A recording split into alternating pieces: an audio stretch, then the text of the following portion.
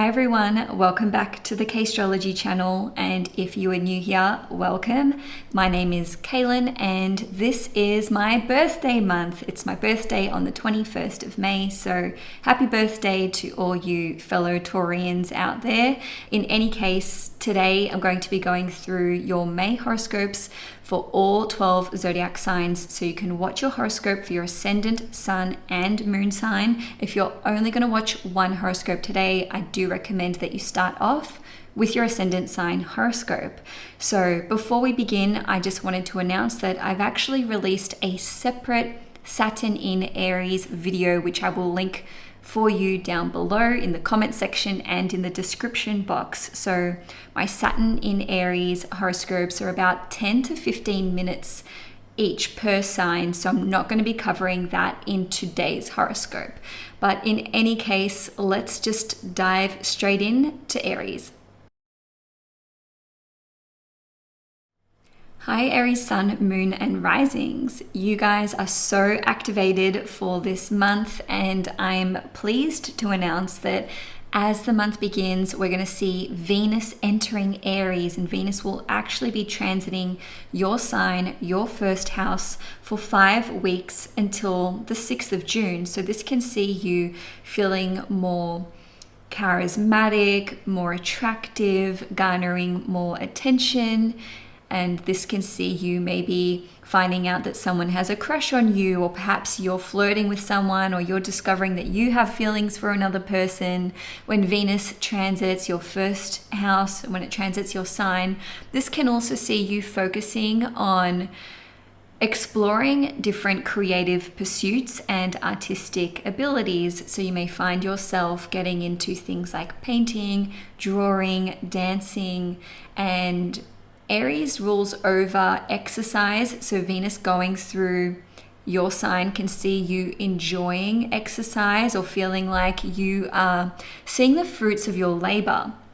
So with Venus having already been in Aries before, back at the start of the month, you may be circling back to themes that were presenting themselves in about mid to late February, and certainly throughout the first 2 or 3 weeks of March. So there may be something that is coming back full circle for you. So the stationing degree of Venus was 10 degrees on the 2nd of March. So what that means is you're going to have to wait until mid-May to be past that post-shadow retrograde period. So that would be from the 16th of May onwards. So what you can expect after that point, as far as Venus is concerned, is, let's say, more success in terms of creative projects, maybe solidifying a more stable stream of income, or feeling like your salary and your income are sort of becoming more balanced, more harmonious, less ups and downs. I do have to say that for the first few days of the month, Venus will be conjunct Neptune in Aries for the first time in our lifetime. So that will be from the 1st of May through till the 4th of May, but it will be exact on the 2nd or 3rd of May, depending where you live in the world, at 1 degrees. So when Venus is conjunct Neptune, this can actually be a time where we experience deep compassion for another person, or forgiveness.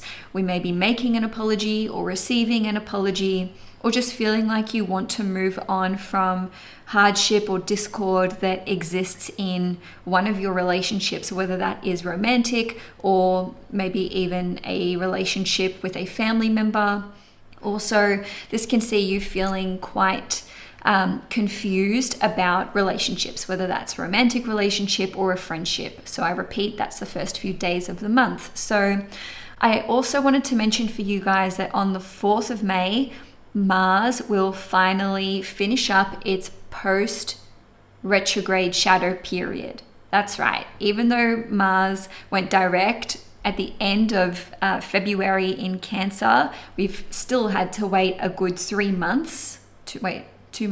and a bit months to get out of that post-shadow period. So if you've been struggling with your energy levels, feeling easily triggered, easily angered, then this can start to dissipate from about the 4th of May onwards. Okay, so On the 12th or the 13th of May, depending where you live in the world, we're going to have a full moon in Scorpio at 22 degrees, and this is going to be in your 8th house. Full moons are all about the ending of a chapter, the ending of a cycle, and on a different note, it can indicate that something is coming to light, whether that is having an epiphany or secrets being revealed.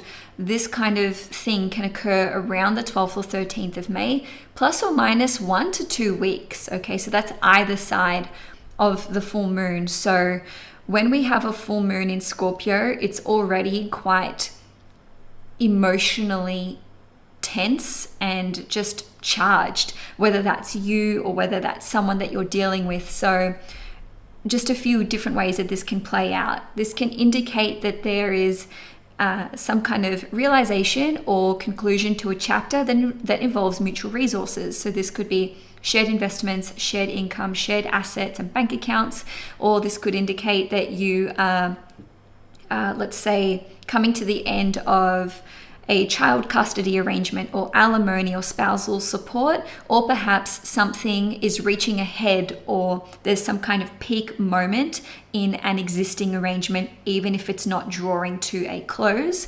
This can indicate having a psychological breakthrough, whether that is you doing your own shadow work, journaling, going within, or perhaps this is you speaking to a therapist or a psychologist or seeing some kind of healer and feeling like you're finally able to let things go. So the 8th house is also related to sex and intimacy. So this can see you, some of you, perhaps ending a sexual relationship that you have with another person, or if, for example, you're in a long-term relationship and you guys are still together, then maybe this is seeing the end of a certain dynamic in your sexual connection, or perhaps there is some sort of revelation here, whether that's what your preferences are or what their preferences are, or just having a heart-to-heart about that as a topic or as a theme.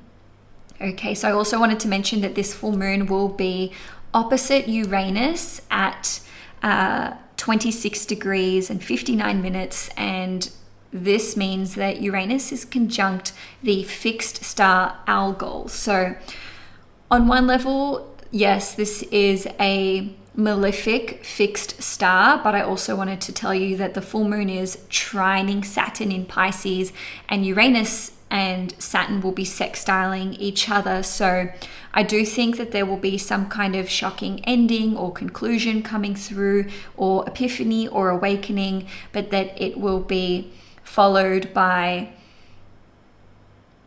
some kind of emotional stability and grounding once this has come to the surface, if that makes sense. So moving along, from about the 18th of May till the 23rd of May, Jupiter will be squaring the nodes. Okay, so Jupiter in Gemini in your 3rd house, squaring the nodes in Pisces, and Virgo in your 12th house and your 6th house respectively. So it will be exact around the 18th or 19th of May, depending where you live in the world.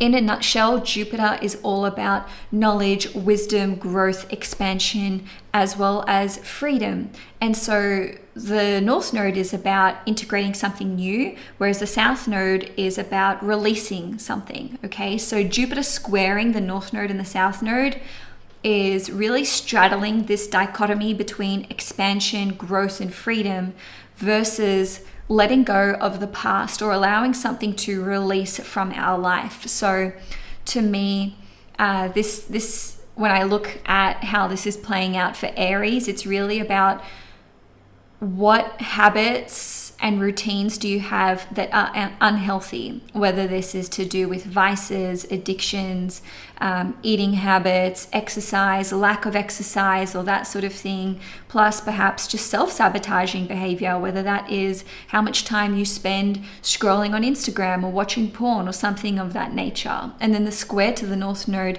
in Pisces in your 12th house is like, okay, how can you integrate more spiritual wisdom into your life, more healing, more acceptance for yourself, more forgiveness, and releasing anything that is self-limiting in nature.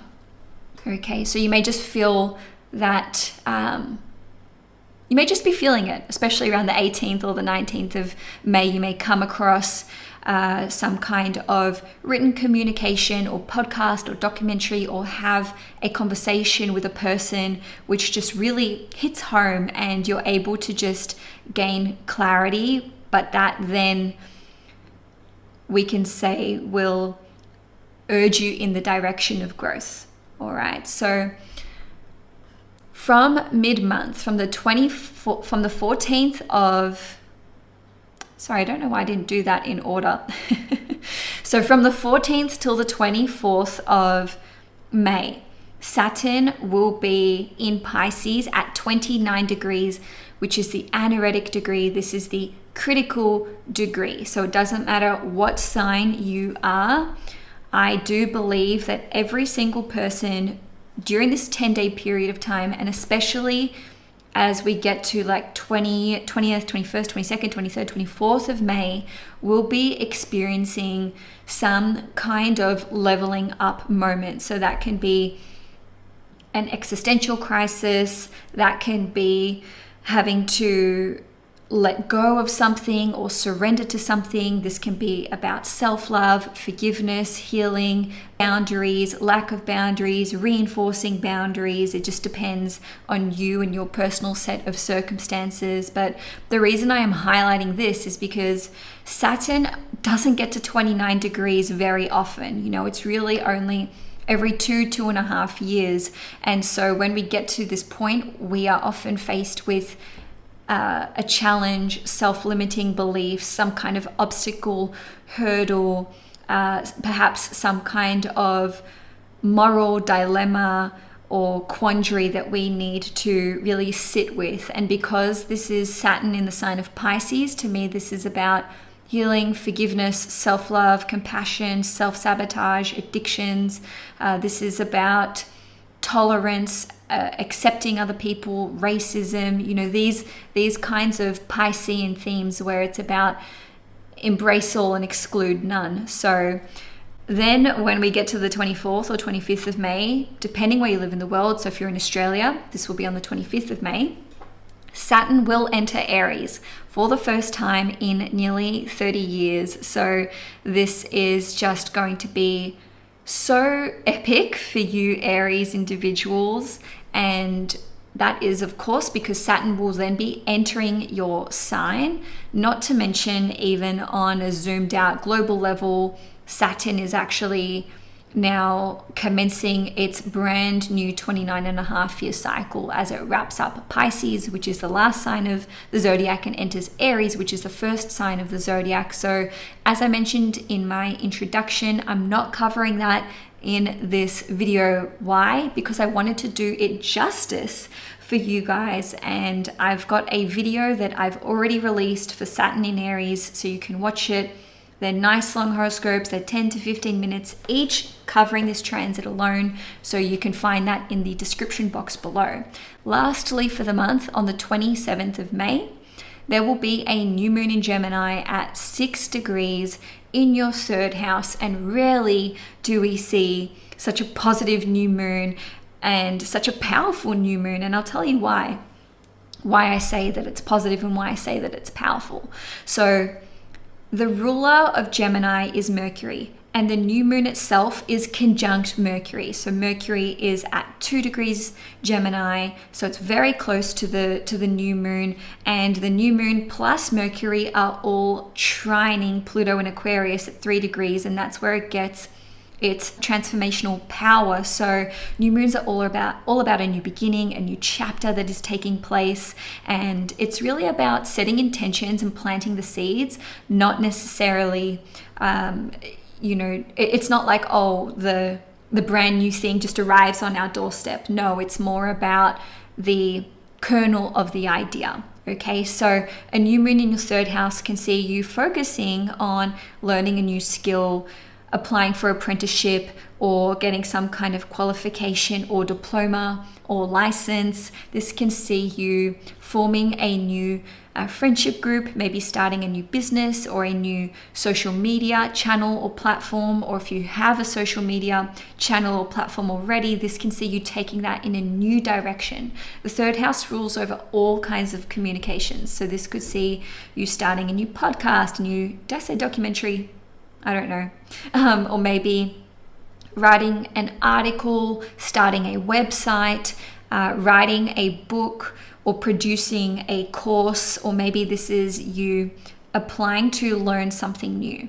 Okay, and for some of you, this can just see you making new friends.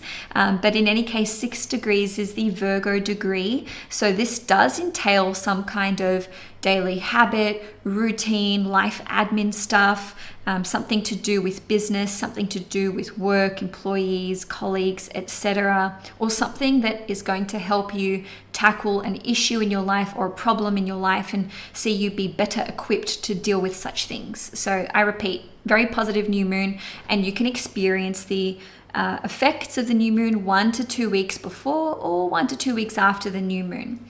Okay, so Aries, if you enjoyed this video, please give it a thumbs up. If you'd like to see more content on this channel, please hit the subscribe button. Thank you so much for tuning in, and I'll see you guys in my next video. Hello, fellow Taurus, Sun, Moon, and Risings. First of all, happy birthday to you. Second of all, happy birthday to me, even though my birthday is not till the very end of Taurus season. But in any case, let's just get straight into it, Taurus. So first of all, your chart ruler is Venus. And on the 1st of May, Venus is going to enter the sign of Aries. And Venus is going to spend about 5 weeks in Aries in your 12th house, and that will be until the 6th of June. So first of all, we have experienced Venus in Aries already this year, and that was in February and also in March. And Venus, of course, stationed retrograde on the 2nd of March this year. So Venus will not be out of its post-shadow retrograde period until the 16th of May, and I'm flagging that with you now just so you know that things can start to settle down, become a bit more flowy, a bit more easeful once Venus is out of its post-shadow period. But certainly from the 6th of June onwards, once Venus is in your sign, you're going to be feeling amazing. So just circling back to the start of the month, Venus will form a conjunction with Neptune for the first 4 days of the month at 1 degrees Aries in your 12th house. It will be exact on the 2nd or 3rd of May, depending where you live in the world. So if you're in Australia, that will be on the 3rd of May.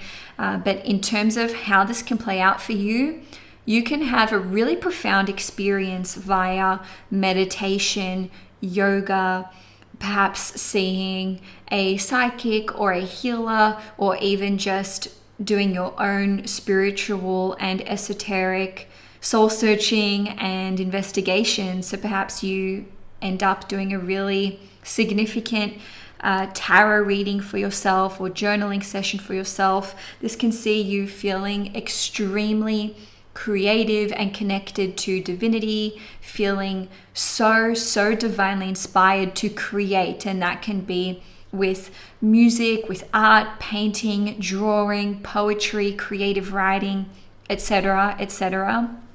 I do have to say that this is not the time where I would be indulging in any kind of substances, whether that's alcohol or something that you've experimented with before. You just want to be really careful. On a different note, this can see you deciding that you're going to have to let something go from your life, because Venus is your chart ruler. The 12th house is all about letting things go and surrendering to what is. And Neptune, of course, is the ruler Neptune is associated with 12th house energy, and Neptune does rule over surrender as well. So this can see you actually forgiving someone or having the experience of someone forgiving you. So this can actually result in the dissipation of perhaps even a long-term disagreement, or something that is akin to a no contact situation, or a very minimalistic relationship. So perhaps you are overcoming some kind of hurdle which exists or has been existing in a significant relationship for you. Okay, so on the 13th or the 12th or the 13th, depending where you live in the world, there will be a full moon in Scorpio at 22 degrees, and this will be occurring in your 7th house, and it will also be opposite Uranus in Taurus at 26 degrees, which is conjunct the fixed star Algol, and the full moon is fortunately trining Saturn in Pisces at 28 degrees, and that's in your 11th house. So when we have a full moon in our 7th house, especially when it involves the sign of Scorpio, which for Taurus will always be the case, / Uranus, there can be some kind of, let's say, peak moment in terms of a realization, a conversation, a loaded argument, something being revealed to you, you revealing something to another person.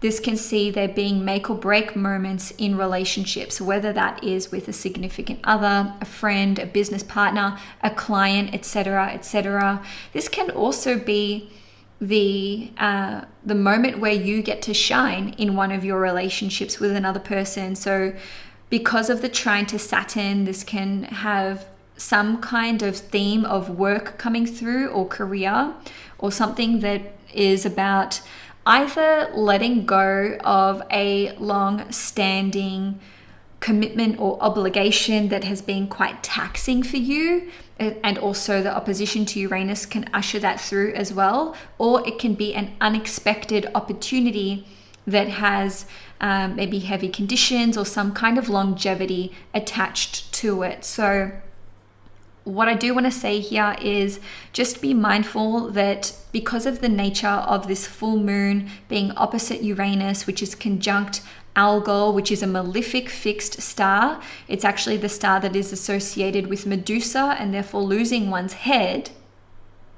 You guys are going to need to be careful not to let rage loose. And I know that Taurians, for the most part, are very peaceful people, very patient. I'm a Taurus as well. I've got a lot of Taurus people in my life too. But sometimes every few months, every few years, when a Taurus has just let something build up and build up and build up and build up, then there can be a volcanic explosion of emotion whenever that trigger point gets hit. So I'm just flagging it with you that it's possible that you may be insanely triggered around the 12th or the 13th of May. So do with that information what you will.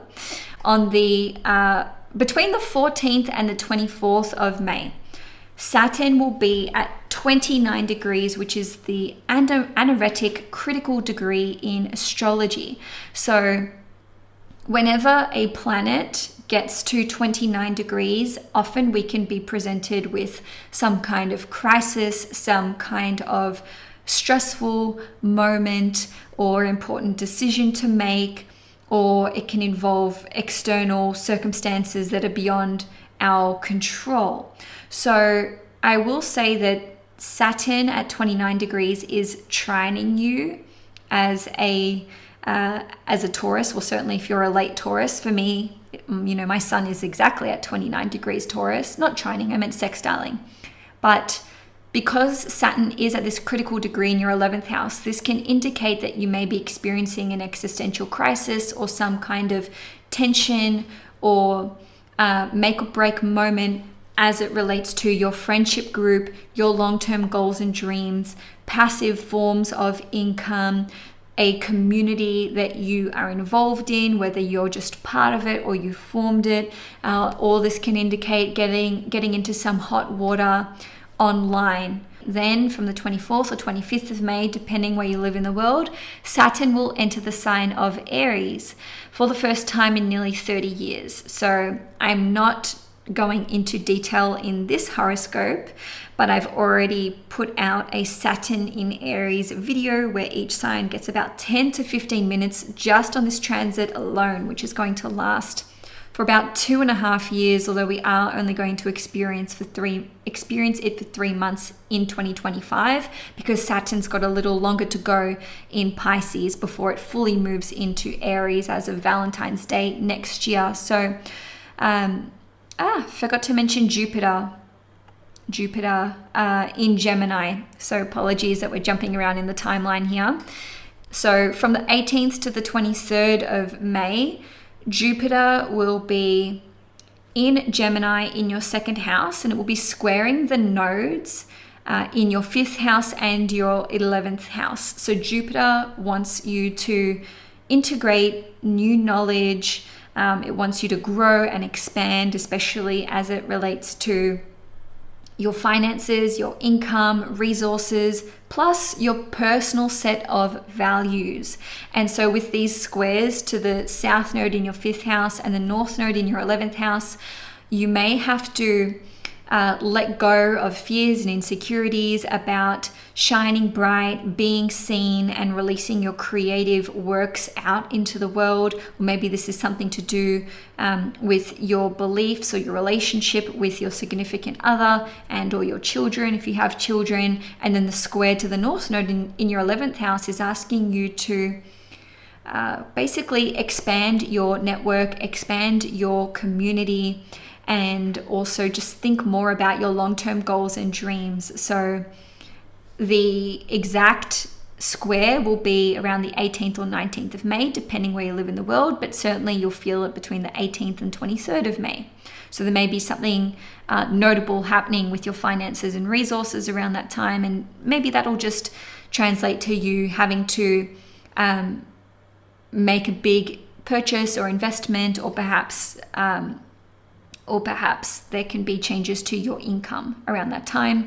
So lastly, for the month, on the 27th of May, there will be a new moon in Gemini at 6 degrees in your 2nd house. And as I was saying, for Aries, it is so rare that we see a new moon that just only has positive things going for it. So basically, the new moon is going to be conjunct Mercury at 2 degrees Gemini. Of course, Mercury rules over the new moon, being the ruler of Gemini itself. And then the new moon plus Mercury are all trining Pluto in Aquarius, which that's in your 10th house. Okay, so new moons are about planting the new seed, a new beginning, a new chapter that is starting in your life. So again, we're seeing 2nd house themes here, where it can relate to your money mindset, wanting to generate a new stream of income, wanting to procure more resources or new resources, maybe getting into gardening or cooking or something to do with nature. Maybe this is just your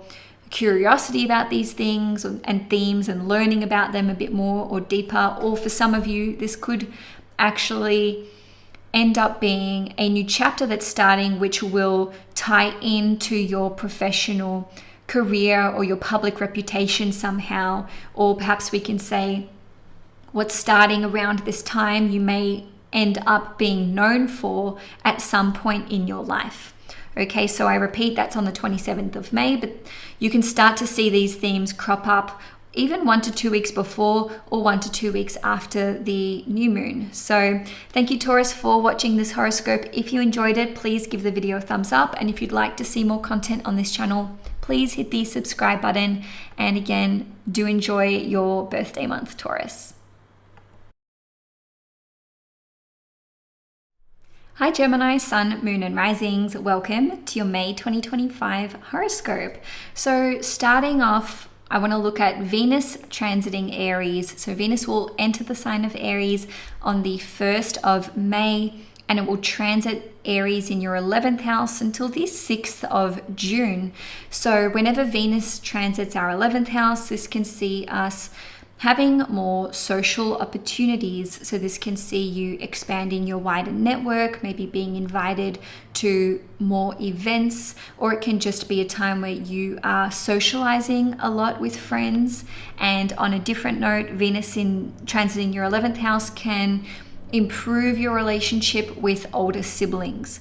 So with Venus actually re-entering the sign of Aries, you may want to look at what was occurring in your life in let's say mid to late February and certainly in March. And I say that because that is when Venus first entered the sign of Aries, and then it stationed retrograde on the 2nd of March at 10 degrees. So I repeat, we're going to be revisiting themes from around that time. So this can see you getting back in touch with people that you spoke to around then. If there were decisions that you were, let's say, considering as it relates to your long-term goals and plans for the future, you may be coming back to those and perhaps taking action, or actually seeing the path forward that you can take to pursue those long-term goals and plans of yours. And that also pertains to your plans for passive forms of income or residual forms of income as well. The 11th house relates to anything that we innovate, and it relates to things like social media and technology and science as well. So Venus transiting your 11th house can see you pursuing something to do with those themes, or just enjoying learning about them and experimenting with them. It does have to be said that for the first 4 days of May, Venus will actually be forming a conjunction with Neptune, and it will be exact at 1 degree on the 2nd or 3rd of May, depending where you live in the world. So the good news is that this is sextiling you, so this is a positive, beneficial aspect. But in saying that, Venus conjunct Neptune in the 11th house can spell miscommunications with what you're putting out online in terms of content.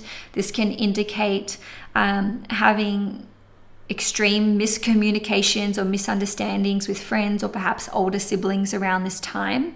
And there is also a potential here for the mismanagement of finances and resources. So I'm not here to give financial advice, but just know that around this time, so I repeat, the first 4 days of May, if something seems too good to be true, financially speaking, or if someone gives you a quote of what something is going to cost, it's likely that that may not be the final dollar figure, so to speak.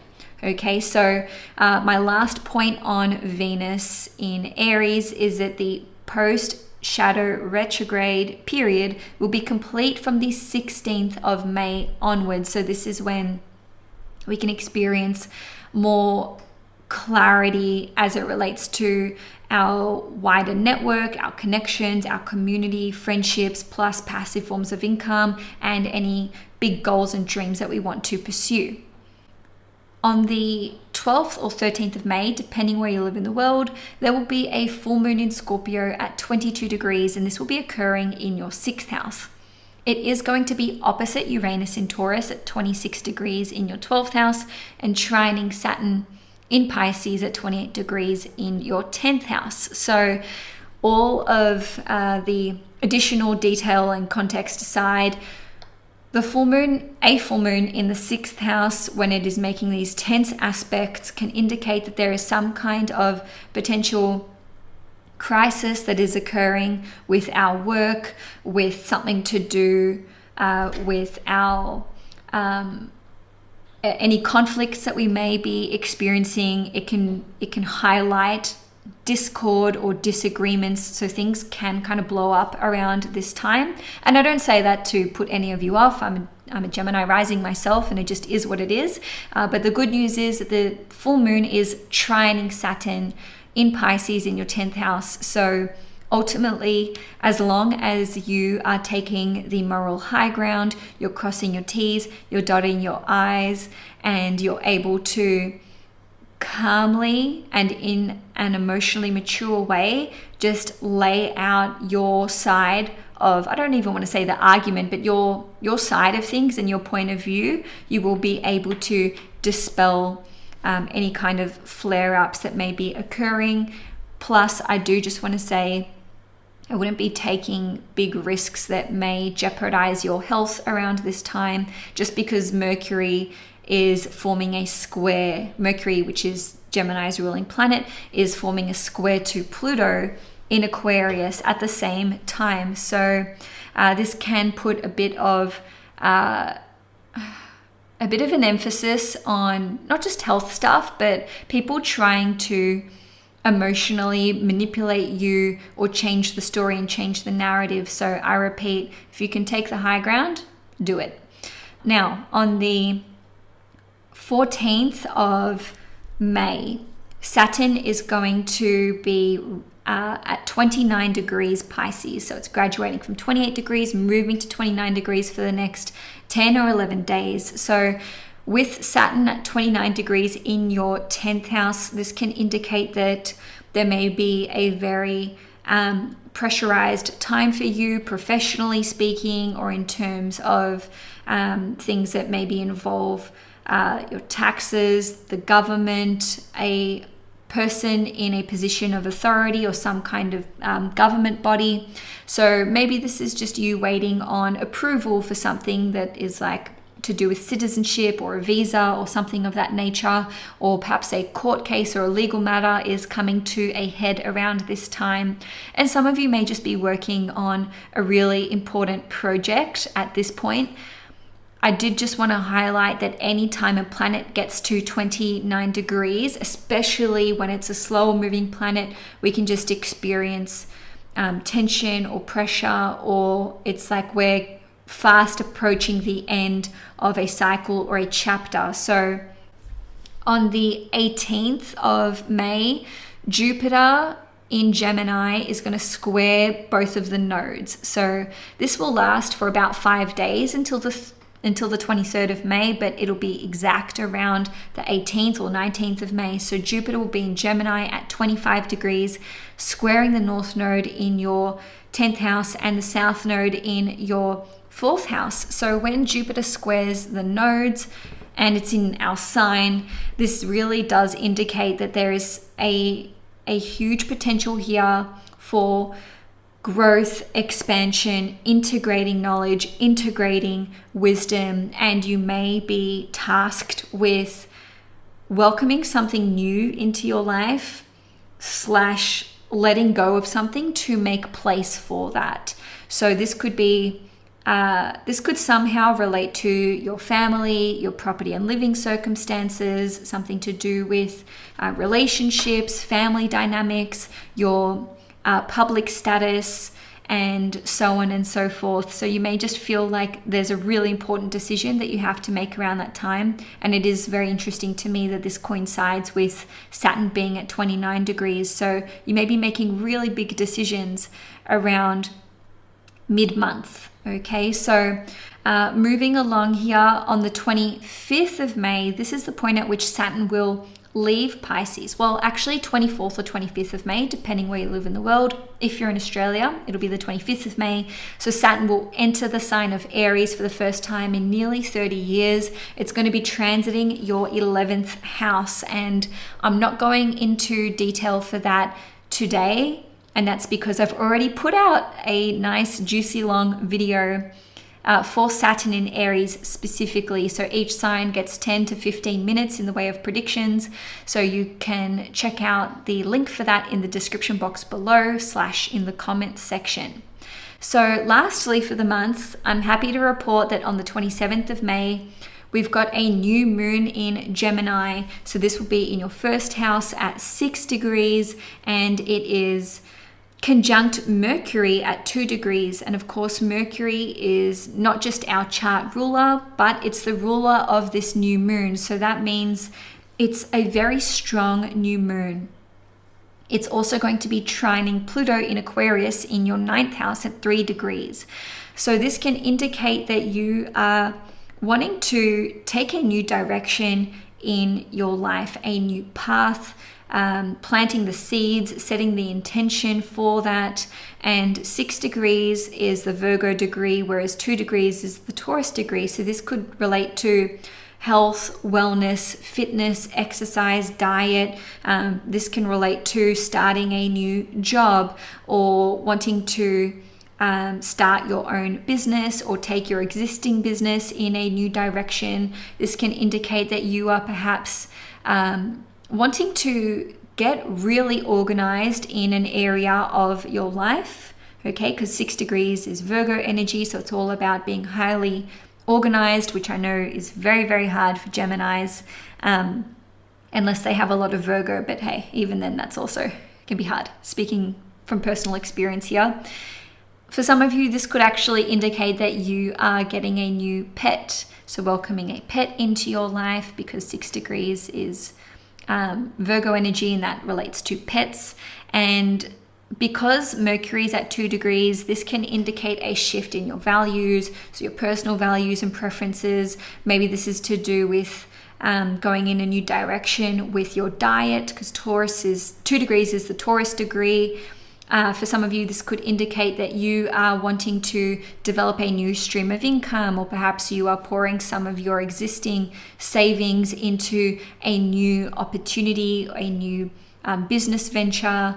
And because of the trine to Pluto in Aquarius in your 3rd house, to me, this indicates that you know that this new thing that's entering your life or that you're wanting to pursue is the right thing beyond all doubt. It's like I've got this trust in this opportunity, or faith in this path that I want to take. And maybe this relates to travel for some of you, or education, or moving interstate, or moving countries, or something of that nature.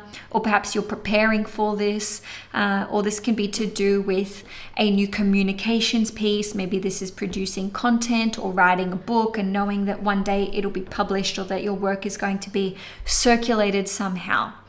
Okay, Gemini, so thank you so much for watching your May horoscope.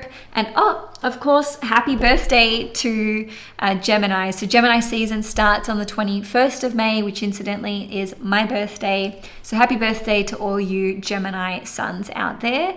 And again, thank you for watching, and I'll see you guys in my next video. Hi Cancer, Sun, Moon and Risings, welcome to your May 2025 horoscope. So the month begins with Venus entering the sign of Aries in your 10th house, and Venus will be transiting your 10th house until the 6th of June, so that's for 5 weeks. And whenever Venus transits our 10th house, this can see us being positively received when it comes to our public position, our career, anything that we're putting out into the world. This can indicate having productive and positive conversations with a boss or a person who is perhaps reviewing your work, and this can see you receiving praise, or perhaps some kind of positive opportunity for you to prove yourself in a professional sense. So this can also see you focusing on cultivating a more diplomatic, harmonious, and balanced public persona, not in a fake, inauthentic way, but just in terms of who do you want to be out in the world, what are your highest standards for yourself, and how can you achieve those and actualize those. So for the first 4 days of the month, Venus will be conjunct Neptune in your 10th house, and that will be exact on the 2nd or 3rd of May, depending where you live in the world, at 1 degrees. So Venus conjunct Neptune in the 10th house. I do have to say that this can lead to a miscommunication with a boss around this time, or a person in a position of authority. In terms of what I said at the beginning, that applies to the 5-week transit, but these first few days, they can be a propensity for miscommunications to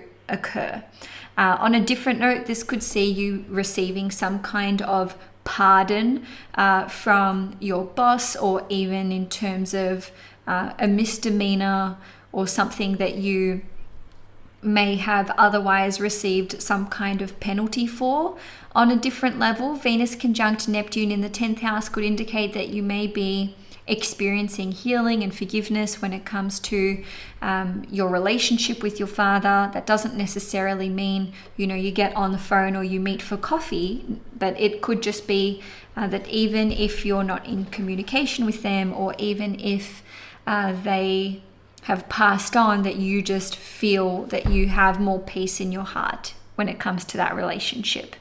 Now, I did want to mention that, still talking about Venus here, that on the 16th of May, the post-shadow retrograde period for Venus will finally draw to a close. So it would be interesting for you to maybe circle back and have a look at what was going on in your life in around mid to late February, and certainly for the first 3 weeks of March, because that's when Venus entered the pre-shadow period and Venus stationed retrograde on the 2nd of March. So something could be coming full circle for you, especially as it relates to a potential career opportunity or professional opportunity. Okay, so on the 12th or the 13th of May, depending where you live in the world, there will be a full moon in Scorpio at 26 degrees in your 5th house. It will also be opposite Uranus at 26 degrees and trine Saturn in Pisces at 28 degrees. So a full moon in Scorpio is already going to be pretty tense emotionally speaking. So this can see you having a very loaded conversation, or perhaps an impactful realization as it relates to your relationship with children, whether that's your children or nieces or nephews, or your relationship with your significant other. Even if you're not in a relationship, don't have kids or what have you, this can still be a powerful and illuminating realization when it comes to what you want for yourself in terms of a romantic relationship. Or perhaps, it's circling around the subject of, do I even want kids? Or if I did, how would I go about that? Would I be looking at fostering or adopting? Or would I be open to being involved with someone who had kids from a previous relationship? So these sorts of things could be coming up for you. Putting that to the side, with this full moon in Scorpio, this could see you, some of you perhaps, taking your existing business in a new direction, which is maybe deviating from the norm. So maybe you're going off the beaten track in that respect, or perhaps you're deciding to make that decision to close down your existing business. On a different note, this can see you actually discovering some kind of truth, or perhaps even hidden secret, as it relates to maybe something that your children have been getting up to, or your significant other. And I'm not trying to freak anyone out, I'm just giving you a bunch of different ways that this can play out. Just remember that because this full moon is trine Saturn in Pisces, I do see there being some kind of positive outcome that follows this full moon, or that is ushered in with this full moon. So the opposition to Uranus in Taurus in your 11th house could be that there is some kind of unexpected response in your social media network, from followers online, or from your community or wider network, when it comes to some kind of creative content that you have put out, or some kind of maybe even performance, whether that's like you do, doing a stand-up comedy show and you get an unexpected response, or, maybe that's like, what's it called? Spoken word poetry or what have you. So some really random niche examples. I'm going to move on now. On the 14th of May, Saturn is going to reach the critical anaretic degree of Pisces in your 9th house. So it'll be at 29 degrees until the 24th or 25th of May, depending where you live in the world. So that's a 10-day or 11-day period of Saturn being at this crucial point. So whenever a planet gets to 29 degrees, we can experience some kind of crisis. Now, because it's in the 9th house and it's still trining you, this could just be like existential crisis, or a moral crisis. And we don't have to use the word crisis. It could just be something is getting to a moment of truth, or a make or break decision. And this could relate to something to do with your belief systems, whether these are spiritual, religious, political, or this could be to do with getting your works published, or perhaps this is to do with import and export, or something to do with your plans to travel or to relocate, whether that is interstate or abroad. So between the 18th and 23rd of May, Jupiter will be in Gemini in your 12th house, and it will be squaring the nodes in your 3rd house and your 9th house. Is that right? Yeah. Okay, so this is all about you letting go of something old to make way for something new. So because the South Node is in your 3rd house, maybe this is letting go of old friendships, an old mindset, an old way of being, an old way of communicating with other people. This can be letting go of some kind of discordant relationship with a sibling or with a friend, or perhaps it's to do with your extended relatives. And with the square to the North Node in Pisces in your 9th house, it's asking you to embrace the new, have faith, trust in the higher order, trust in divine timing, and that rejection is just a form of protection. And sometimes the saying goes, rejection is a form of redirection. Let me know in the comment section below how that resonates. And I just wanted to say on that subject that Jupiter will be exactly squaring the nodes around the 18th and 19th of May, depending where you live in the world, but it's still like a 5-day transit lasting till the 23rd of May. So on the 24th or 25th of May, depending where you live in the world, Saturn is going to enter the sign of Aries for the first time in nearly 30 years. I've already released a big Saturn in Aries video for you guys. So each sign gets 10 to 15 minutes in terms of predictions for Saturn in Aries and an explanation of the different ways in which that transit can play out. So I've linked it in the description box below, as well as the comment section too.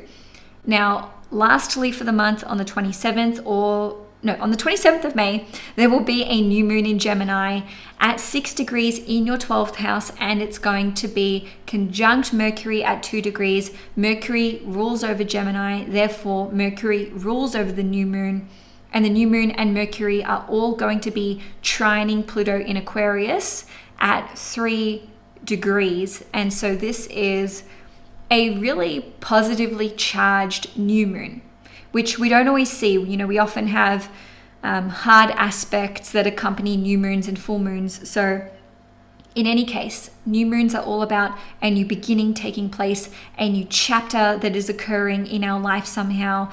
And for you, because it's occurring in your 12th house, this has spiritual connotations. This relates to healing, compassion, self-forgiveness, forgiving others. And the 12th house is also related to things like meditation, yoga, spirituality, esoteric practices, connecting to our intuition, as well as it has creative themes as well. So this relates to poetry, creative writing, and music and artistic pursuits. So having this new moon in the 12th house can indicate that you may be pursuing something new, or a new chapter is occurring as it relates to something creative, something artistic, something involving yoga, something involving meditation, something involving astrology, psychology, our intuition, and the honing or the further honing and development of our intuition. So you may actually consume knowledge or information or media or text that supports your healing, that supports your growth, that supports the cultivation of your intuition and trusting your inner knowing. And this trine that it is making to Pluto in Aquarius in your 3rd house can see you being released from self-limiting beliefs, as well as fears and insecurities and anything that is holding you back, especially in the way of not speaking your truth and attachment that you have to people, places, things, vices that, I repeat, are holding you back. So once again, that's on the 27th of May, but we can experience these themes around 1 to 2 weeks before the new moon and 1 to 2 weeks after the new moon. Okay, Cancer, so thank you so much for watching this horoscope. I hope you enjoyed this video, and of course next month it's going to be your season that is starting, Cancer season, which is very exciting. But even more exciting for Cancers is the fact that in June Jupiter is going to enter the sign of Cancer, where it is exalted, where it's happy, where it loves to be for the first time in 11 years. So make sure you've subscribed to the channel if you're wanting to watch my June horoscopes. Thanks, Cancer, and take care. Hi Leo, Sun, Moon and Risings. Welcome to your May 2025 horoscope. On the 1st of May, Venus is going to enter the sign of Aries, and it's going to be transiting Aries for 5 weeks until the 6th of June. So first of all, this is great. Second of all, Venus will be transiting your 9th house. So that indicates that there can be a focus on 9th house themes, which involve, but are not limited to, your belief systems, whether these are spiritual, political, religious, ideological, or even just your own personal code of ethics. And on a different note, the 9th house rules over things like import, export, publishing, learning foreign languages, as well as higher education. So Venus going through your 9th house for the next 5 weeks can indicate that there is a big focus on one or more of these themes. And Venus, of course, is going to be trining you. So this can actually indicate that you may be traveling with a loved one, or perhaps you are meeting someone overseas or who's a foreigner, and some kind of romantic development can take place in that department. On a different note, this can see you enrolling in some form of higher education. The 9th house also rules over things like counseling and coaching. So this can see you receiving some kind of important life advice, which actually really benefits you in some way, shape, or form. So I did want to mention though that for the first few days, or the first 4 days of May, Venus will actually be conjunct Neptune, and it will be exact on the 2nd or 3rd of May, depending where you live in the world, at 1 degrees. And that's the first time that Venus and Neptune will be conjunct in Aries in our lifetime. So it is going to be quite significant in that way. But in any case, because it's trining you, this can see you having some kind of let's say divine spiritual experience, or a profound epiphany, or just seeing your path in life in terms of what direction you should be moving in, or what path in life you should be taking. This can see you actually letting go of self-limiting beliefs, or beliefs that have been quite destructive somehow. And these could be tightly held beliefs that you were raised with, or that you might even say you were indoctrinated with, or it can even be something to do with like self-limiting beliefs, okay? And for others of you with Venus conjunct Neptune in the 9th house, there may actually be some kind of generosity that is bestowed upon you as it relates to opportunities to study or opportunities to travel. Lastly, with this one, the post-shadow period will conclude on the 16th of May. So even though Venus is well and truly direct in, it is direct in motion as of the 13th of April. So not too long ago now, this can see you actually experiencing more clarity. And if you are currently traveling, or there are plans to travel interstate or abroad, these can run more smoothly from the middle of May onwards. So on the 12th or 13th of May, beg your pardon, there will be a full moon in Scorpio at 22 degrees, and this will be occurring in your 4th house. So this full moon is, of course, squaring you as a Leo sun, moon, or rising, especially those at 22 degrees, or we could even say from about 17 to 27 degrees, you'll be impacted the most.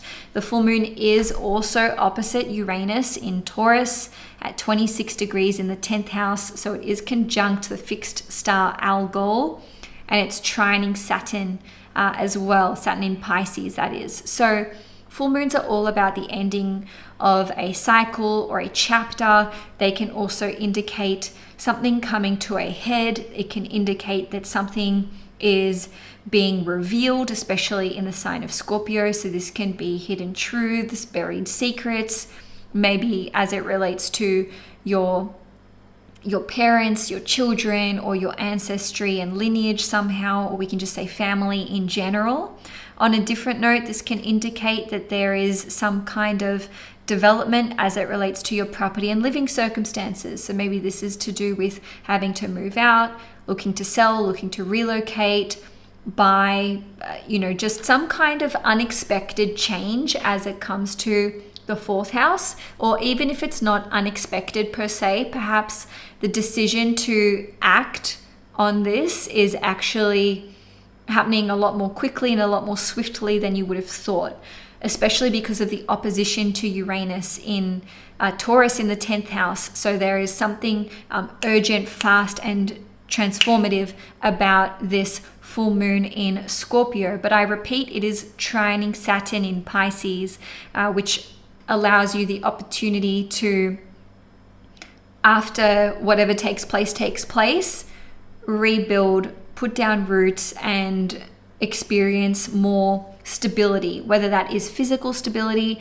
or even just emotional stability after something is, I want to say, purged. It feels like something is really going to be released and coming out, coming up to the surface. Okay, so on the 14th of May, Saturn will reach 29 degrees Pisces, and it will be at 29 degrees for about 10 or 11 days until it enters the sign of Aries. So that's on the 24th or 25th of May, depending where you live in the world. So when when any planet is at 29 degrees, which we call the critical degree or the anaretic degree in astrology, it can present us with some kind of crisis. That can be physical, that can be existential, that can be a moral crisis or dilemma, or spiritual in nature or religious in nature. Okay, so this will be felt in your 8th house. So this can relate to mutual resources, assets, shared income, shared investments, where it's like, what am I doing? What are we doing with our finances, with our resources?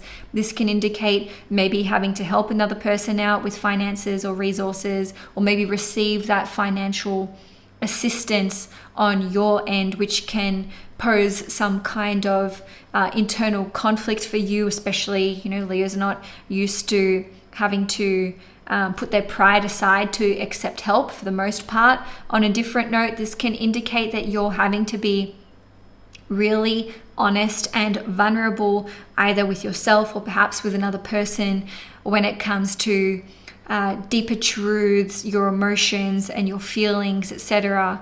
And lastly, there's a lot of different ways that this can play out, but with the 8th house, it is about transformation. And the 8th house is often thought of as the house of sudden change, transformation, etc. And Saturn really wants to grip. It doesn't want to let go, especially in the sign of Pisces. It's like resistant to that. But I have no doubt that Leos are going to be tasked with surrendering something, letting go of something. That can be a grudge, that can be fears, that can be insecurities, that can be a deep emotional connection that you have with another person, and fears when it comes to intimacy, being seen, being vulnerable, and sharing yourself or sharing your life with another person. Okay, so moving along, I haven't mentioned this for the other signs, but I want to mention it for you guys. On the 17th or 18th of May, depending where you live in the world, the Sun will form its annual conjunction with Uranus at 27 degrees in your 10th house. Why am I mentioning it for you? It's because the Sun is the planet that rules you. Okay, so the Sun's activity really demonstrates and represents you and whatever it is that you're doing. All right, so the Sun conjunct Uranus can indicate that there is a sudden, swift change of events that relates to your public reputation, your professional career, positions of authority and leadership that you hold. This can be an opportunity for you to suddenly take a step up and take on more responsibility. This can be a shock message from the top down at your workplace. This could be you finding out that your company is merging from another company, or it's splitting off in multiple directions, or just going in a different direction. Or this can indicate that your boss is maybe resigning or taking an unexpected and sudden leave of absence. So on a different note, this could indicate some kind of new direction that you want to take professionally speaking, or changes in how you are perceived in a professional sense, or just in terms of your reputation as it is. On the 18th, well, from the 18th till the 23rd of May, Jupiter will be in Gemini in your 11th house, and it will be squaring the nodes in your 2nd house and your 8th house. So South Node in Virgo in your 2nd house, North Node in Pisces in your 8th house. Ultimately, when Jupiter squares the nodes, it's asking us to let go of something in order to welcome something new into our life. Because on one level, Jupiter represents freedom and therefore liberation. And the square to the South Node is you're letting go of something as it relates to the 2nd house. And this can be things in storage, possessions, valuables, a stream of income, and the square to the North Node in the 8th house is asking you to do this so that you can welcome in resources or finances from another person, or so that you can overcome self-limiting beliefs, fears, insecurities, become closer with another person, or just actually align yourself even closer to your own personal truth. So I do think that there will be an opportunity for you to clear things out, either of physical storage or emotional storage, to make way for a deeper, more authentic expression of your own true self and feelings. So I repeat, that's from the 18th till the 23rd of May, but exact on the 18th or 19th of May, depending where you live in the world. Then on the 21st of May, my birthday, the Sun is going to enter the sign of Gemini. So it's been transiting Taurus in your 10th house since about the 20th of April, in which case, for the first 3 weeks of the month, there's this big focus on your career and your professional reputation and how you want to be seen in the world. And there's this opportunity for you to really shine and sparkle and for your actions to be very visible. And then when the Sun transits your 11th house from the 21st of May for about 4 weeks, then the focus shifts to your long-term goals and plans for the future, your wider network, your community, if you're part of a community, and also how you can focus your attention on developing or increasing passive and residual forms of income. So on the 24th or 25th of May, depending where you live in the world, Saturn is going to enter the sign of Aries, which means it will be transiting your 9th house. I am not talking about that in this video because I've already put out a video that's like 2.5 hours long, where each sign gets 10 to 15 minutes worth of a focus on this transit. So do check that out in the description box below. I've put a link for you there, as well as the comment section. Lastly, for the month, we're going to look at the new moon in Gemini. So this is occurring on the 27th of May. It's in your 11th house, and it's for want of a better term, it's such a good new moon. It's conjunct Mercury, which makes it really strong because Mercury rules over the new moon. And then it's trining Pluto in Aquarius, which is in your 7th house. So the new moon is sextiling you, which is very beneficial. New moons are all about new beginnings, new chapter, planting a new seed for something that we're wanting to materialize and manifest into our life. So this can indicate that you are developing something new, and this could be a new website, social media platform, online business, content creation, some kind of invention or innovation or development, especially as it relates to the world of tech and AI. On a different note, this can see you making new friends, joining a new group or a community, or forming a new community yourself. Certainly this can see you planting the seeds to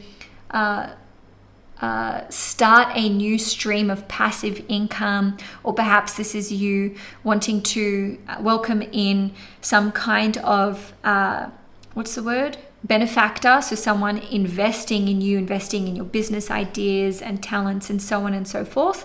Or perhaps this is going to see you actually applying for a PhD. So of course, a lot of different ways that this can play out, but I repeat, it's a very positive new moon. And the effects can be felt 1 to 2 weeks before the new moon and 1 to 2 weeks after the new moon. So thank you so much, Leo, for sticking around for your horoscope. If you enjoyed it, please give the video a thumbs up. And if you'd like to see more content on this channel, please hit the subscribe button. Hi Virgo, Sun, Moon and Risings. Welcome to your May 2025 horoscope. The month starts off with Venus entering the sign of Aries, and it will be transiting Aries in your 8th house for 5 weeks until the 6th of June. So we did actually experience Venus in Aries back in late February/March. And of course we had the Venus retrograde period, which commenced on the 2nd of March. So you may be revisiting things and themes that were coming up around that time. So with Venus transiting the 8th house, there's going to be a huge focus on your mutual resources and finances. So this can be shared bank accounts, shared assets, shared investments. This can be money or resources, or even just assistance that you receive from other people. This can be a look in at you going into business with another person, or you and your significant other can be looking at how you can invest your finances and resources. This can see you perhaps receiving money from a loved one, whether this is just in the way of financial assistance, or possibly this can look like you receiving some kind of inheritance. On a different note, Venus transiting the 8th house can see you actually commencing or perhaps recommencing a sexual relationship with another person. And I say this because Venus is love and romance and relationships, and the 8th house is associated with sex.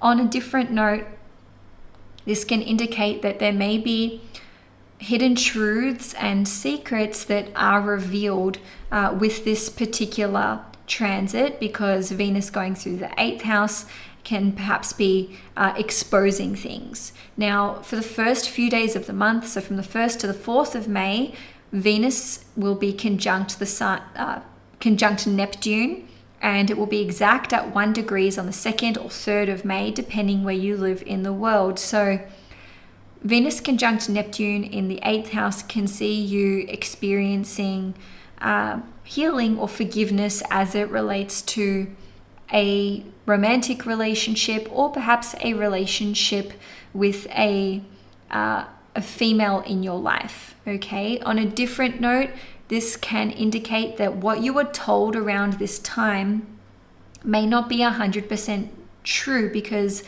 Neptune can have this sort of smokes and mirrors energy to it, and then it's in the 8th house, which is one of the hidden houses that's associated with secrets. So, if someone is swearing black and blue that that they're telling the truth about something in the first 4 or so days of May, you may just want to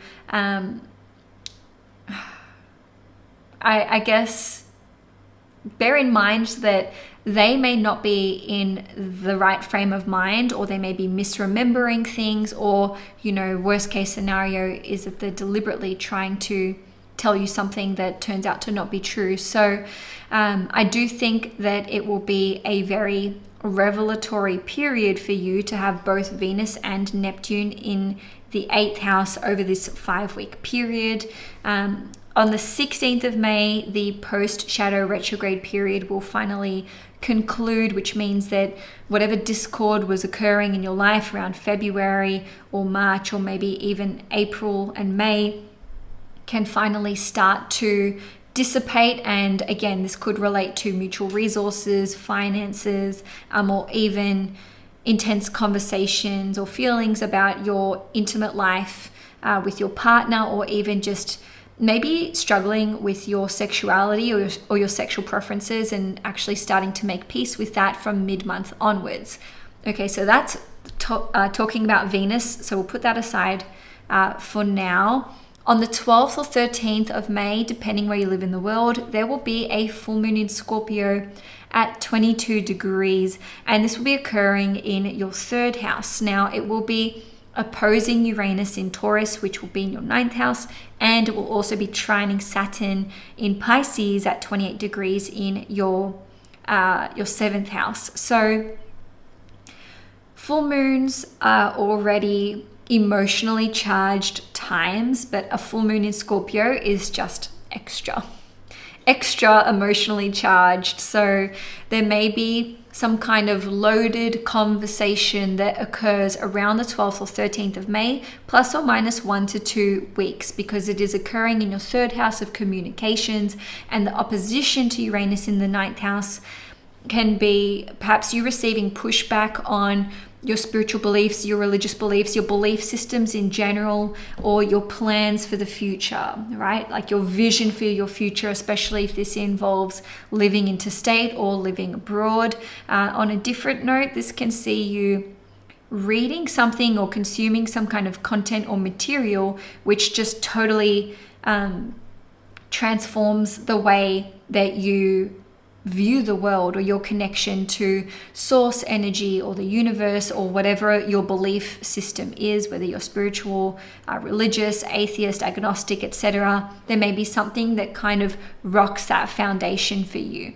Okay, so I did also want to mention that coinciding with this full moon, we're going to have Mercury in Taurus in your 9th house squaring Pluto in Aquarius in your 6th house at 3 degrees. So again, that Gemini energy, that 3rd house energy is coming up once more, and it's really amplifying this whole, I want to call it moral dilemma, where you may just feel like there is some kind of pressure for you to conform, for you to explain yourself, explain your beliefs, explain your ideologies or your plans for the future. Okay, so I'm a Virgo moon myself, and I just wanted to highlight that for you guys, Uranus is still going to be trining Virgos.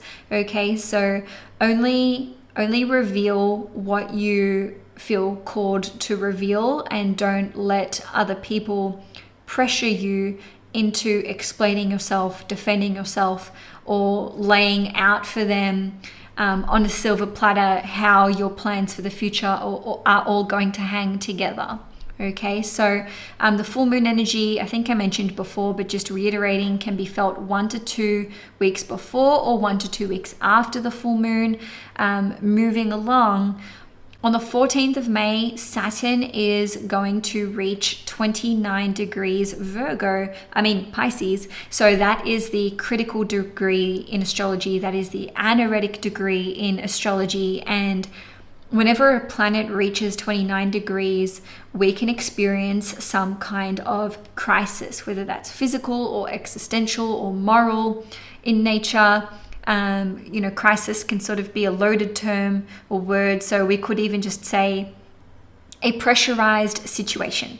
Okay, so Saturn will be at 29 degrees in your 7th house for about 10 or 11 days till the 24th or 25th of May, at which point it will graduate and transition into Aries in your 8th house. But ultimately, this is going to throw into question your relationship, your marriage, your business partner, your friendship, your relationships with clients, the services that you offer, the services that you pay for or that you've engaged in, and contracts, the work that you do, obligations, arrangements, commitments that you've made to other people or that they've made to you. So this may be a time where you are making really important, serious decisions about partnerships, contracts, and your obligations to other people, or vice versa.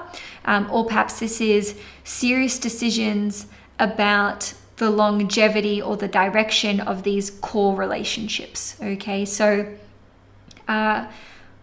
between the 18th and the 23rd of May, so it's interesting that this is sitting smack bang in the middle of that, Jupiter in Gemini in your 10th house is going to square the nodes. So it will square the south node in your first house, and it will square the north node in your 7th house at 25 degrees. So Jupiter being at in your 10th house, squaring you essentially, can indicate that you are making an important decision and taking a stand that is either going to become public knowledge one day, or in that moment it is public knowledge. It's like a declaration. This is what I'm doing, whether this is getting engaged, getting married, moving interstate, moving overseas, starting your own business, quitting your job, applying for maybe citizenship or permanent residency, or something that involves government approval, maybe throwing your hat in the ring when it comes for a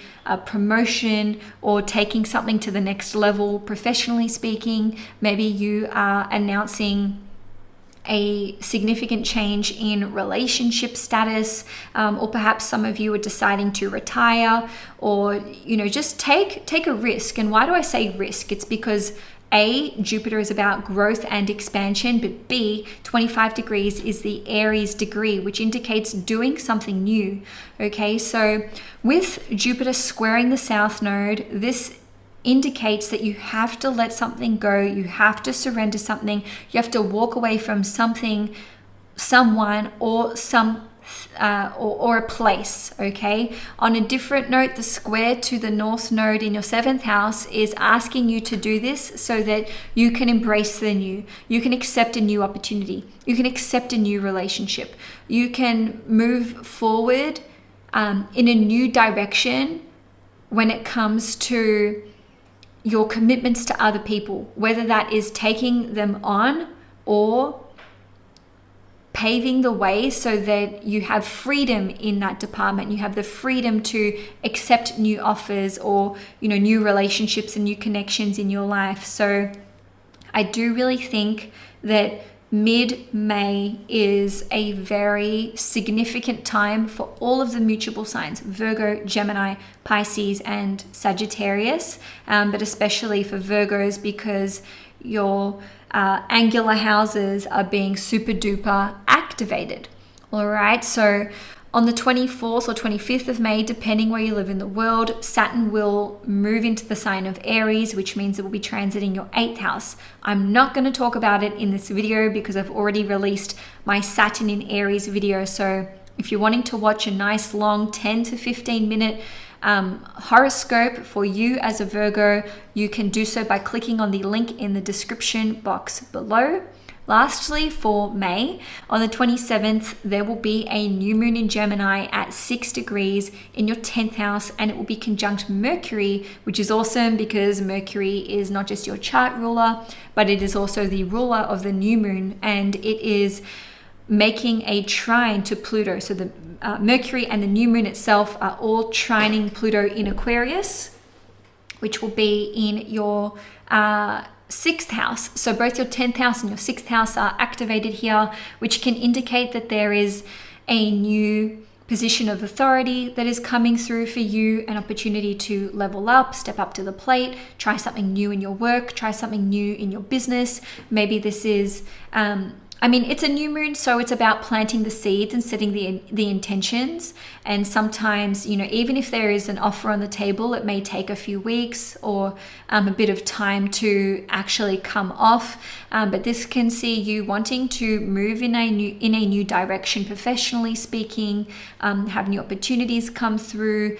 This can indicate that you are shaking up your daily systems and processes when it comes to your routine, health, exercise, etc. are indicated here by the trine to Pluto in Aquarius in your 6th house. So the new moon, of course, will be squaring you, which means that the Virgos who will feel it the most would be those between 1 and 11 degrees, just realizing that that also means me. So this can see you having or experiencing more of an impact than Virgos at the later degrees, but in any case, this can indicate that there is maybe even some kind of opportunity for you to apply for citizenship, permanent residency, or something that involves being granted approval by the government or an authority figure, or perhaps this is like a grant for you to take your research with your existing job in a new direction, or maybe even something to do with learning, education, and a PhD, etc. So Virgo, that's all I have for you for your May horoscope. If you enjoyed this video, please give it a thumbs up. And if you'd like to see more content on the channel, please hit the subscribe button. Enjoy your month ahead, Virgo, and I'll see you guys in my next video. Hi Libra, Sun, Moon and Risings. Welcome to your May 2025 horoscope. On the 1st of May, Venus, which is your chart ruler, will be re-entering the sign of Aries. So of course we did experience the Venus retrograde period, which commenced on the 2nd of March, and now we're coming full circle. So Venus will be transiting Aries in your 7th house from the 1st of May through till the 6th of June. So this is about 5 weeks.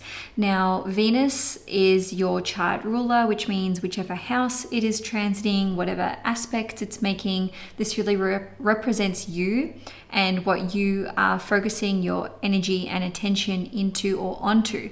So to have Venus go through your 7th house means that it's really all about relationships and the dynamics that exist within your relationships. And this doesn't just mean romantic, this is also in relation to friendships, clients, business, and so on and so forth. So to have Venus go through the 7th house can indicate that you are very focused on your significant other, on your long-term relationship. This can indicate that you may be looking at getting onto the same page with your significant other, or perhaps if there was someone that you were dating previously or things were sort of up in the air, this can actually be a moment when you're experiencing some kind of closure. On a different note, this can indicate that you may be collaborating with another person, starting a business with someone else, or perhaps you are offering services to other people. So maybe you're a freelance worker or a contract worker, and this can see a new contract coming in. And on a different note, this can really just lead you to evaluate and reevaluate what your relationship dynamics are in general. Is it equal? Is it fair? Is it in balance? Is it in harmony? And if it isn't, then you may end up having some very important conversations with certain individuals in your life where you need to rebalance those scales, so to speak. For the first 4 days of the month, Venus will actually be in conjunction with the planet Neptune. So first of all, this is the first time that we are experiencing this conjunction between Venus and Neptune in our lifetimes. So it is going to bring forth some kind of new energy because it's a new cycle that is occurring, right? So the Venus-Neptune conjunctions that are going to keep occurring for the next 13-14 years will be happening in the sign of Aries, because that's how long Neptune will be transiting Aries for. So in any case, when we have Venus conjunct Neptune, by the way, this is at 1 degree, it'll be exact on the 2nd or 3rd of May, depending where you live in the world. It can be a time where we're actually experiencing profound healing and forgiveness within a core relationship or within an important relationship in our life. So this can follow some kind of blowout or argument because it is at 1 degree, but then Neptune can see that element of healing and forgiveness coming through. So this could be you experiencing that with your significant other, with your second-born child, with a close friend, with someone that you are in business with. And on a different note, I would just say that if you are having a really important conversation in the first 4 days of Aries season, I would just take whatever is said with a grain of salt, because the influence of Neptune, especially at 1 degree, which is the Aries degree as it is, means that that person may have not been properly informed. They may change their mind later. You may change your mind on whatever is said in the first few days of the month. So I wouldn't go making declarations of like love or offering big promises to other people, or even accepting those, right? So if someone's like, I promise to do this, I will do this, I vow to you, blah, blah, blah, blah, blah. Well, the conjunction to Neptune can indicate that they were maybe not grounding that statement in reality, or it was just like letting their emotions get the best of them. Or perhaps you yourself may find that your emotions around this time are up and down, especially because Venus is your chart ruler. And also, just a little aside here, that hormonally some things can be sort of off for you around that time. So I say that because Neptune rules over hormones, so just be mindful, okay? Lastly, talking about Venus, the post-shadow retrograde period will finally conclude on the 16th of May, okay? So that is the point at which you can experience more clarity, perhaps if there have been important decisions that you have needed to make and you haven't really known what direction to go in. As you approach mid-month, you can just have more certainty that, yes, this is the direction that I should be moving in, or this is the decision that I should be making. Okay, so moving along, on the 12th or the 13th of May, depending where you live in the world, there will be a full moon in Scorpio at 22 degrees, and this is occurring in your second house. So just generally speaking, full moons in Scorpio do tend to be quite emotionally charged. So you may find that you are just feeling quite maybe, I want to say emotional, but it could even be like distressed about finances or resources or certain possessions or valuables of yours, especially because the full moon is in the second house. So this may indicate that you are having to let go of certain possessions, let go of certain valuables. There may be an opportunity here for you to receive financial assistance from another person, or some kind of support in the way of resources, and maybe this kind of goes against what you had initially planned or intended for whatever season of your life you are in. This full moon will be making an opposition to Uranus in Taurus, and that will be at 26 degrees, which means it's conjunct the fixed star Algol.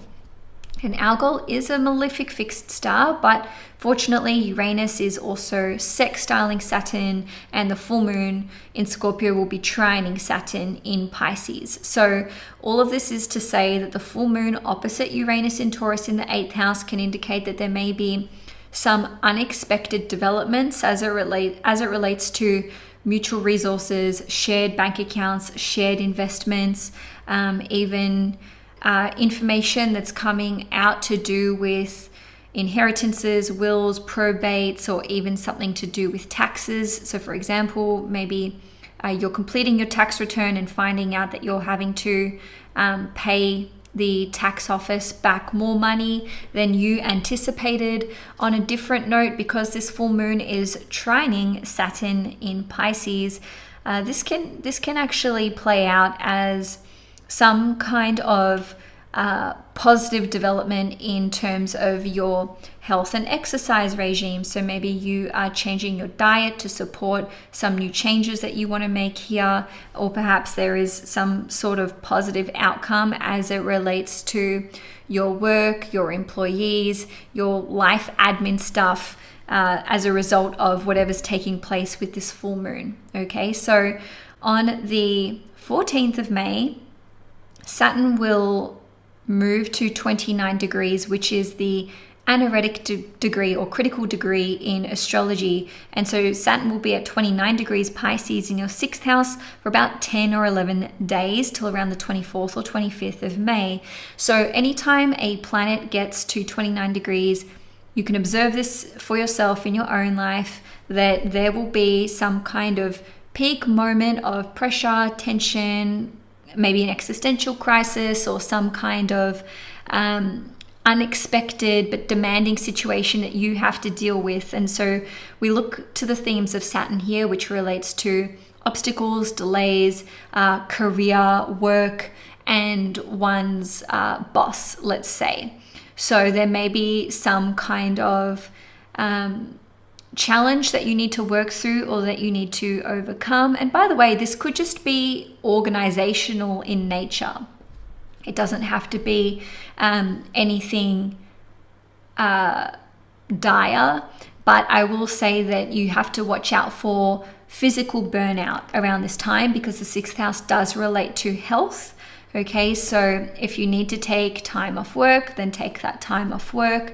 If you are feeling like you need to have a mental health day, then, just do what you have to do within the scope of what you can manage with this transit. So I'm just flagging it there as a potential period for feeling tired, feeling under the weather. But it can also be a time where you achieve something really productive, you overcome some sort of issue with procrastination, you can experience a breakthrough on the other side of this, professionally speaking, or there's some kind of win at the other end. All right, so moving along from the 18th till the 23rd of May, Jupiter will be in Gemini in your 9th house, where it's trining you, and it's going to square the nodes. Okay, it'll be squaring the South node in Virgo in your 12th house and the North node in Pisces in your 6th house. So when Jupiter squares the nodes, it's really looking to themes of growth and expansion. So the square to the North node in the 6th house is like, let's expand when it comes to the 6th house. Daily habits, exercise, health, fitness, your life admin tasks, how you deal with conflict, pets, etc. So Jupiter squaring the North node can bring something new into your life in this respect, but Jupiter squaring the South node in Virgo in your 12th house is asking you to let go of something, let go of perfectionism, let go of being critical of yourself or of others, let go of self-sabotaging behaviors, self-limiting beliefs, and self-abandonment, or just overly punishing yourself or criticizing yourself or experiencing shame. And I would posit that one of the reasons why Librans can be very perfectionistic and critical of themselves is because Virgo rules the 12th house cusp. And wherever we have Virgo, this is where we are or can be a perfectionist. Plus, this is where we can let perfectionistic tendencies or being overly critical run away with us. And so Virgo on the 12th house cusp is highlighting that this is subconsciously playing out, where maybe Librans don't realize how much they are internalizing criticism, whether that comes from other people or the self, but oftentimes it is your own projections that you witness from another person that's coming through, when really you may harbor this belief deep within. Not always, this is just a general reading, but it's food for thought. So I repeat, Jupiter's squaring the nodes at 25 degrees between the 18th and the 23rd of May, and it will be exact around the 18th or 19th of May, depending where you live in the world. Remember, Jupiter is trining you. Yay. All right, Jupiter is bestowing wisdom, knowledge, new adventures, excitement, and opportunities to educate yourself and travel by being in your ninth house and trining you. So on the 24th or 25th of May, depending where you live in the world, Saturn is going to leave the sign of Pisces in your 6th house, and it's going to enter the sign of Aries in your 7th house.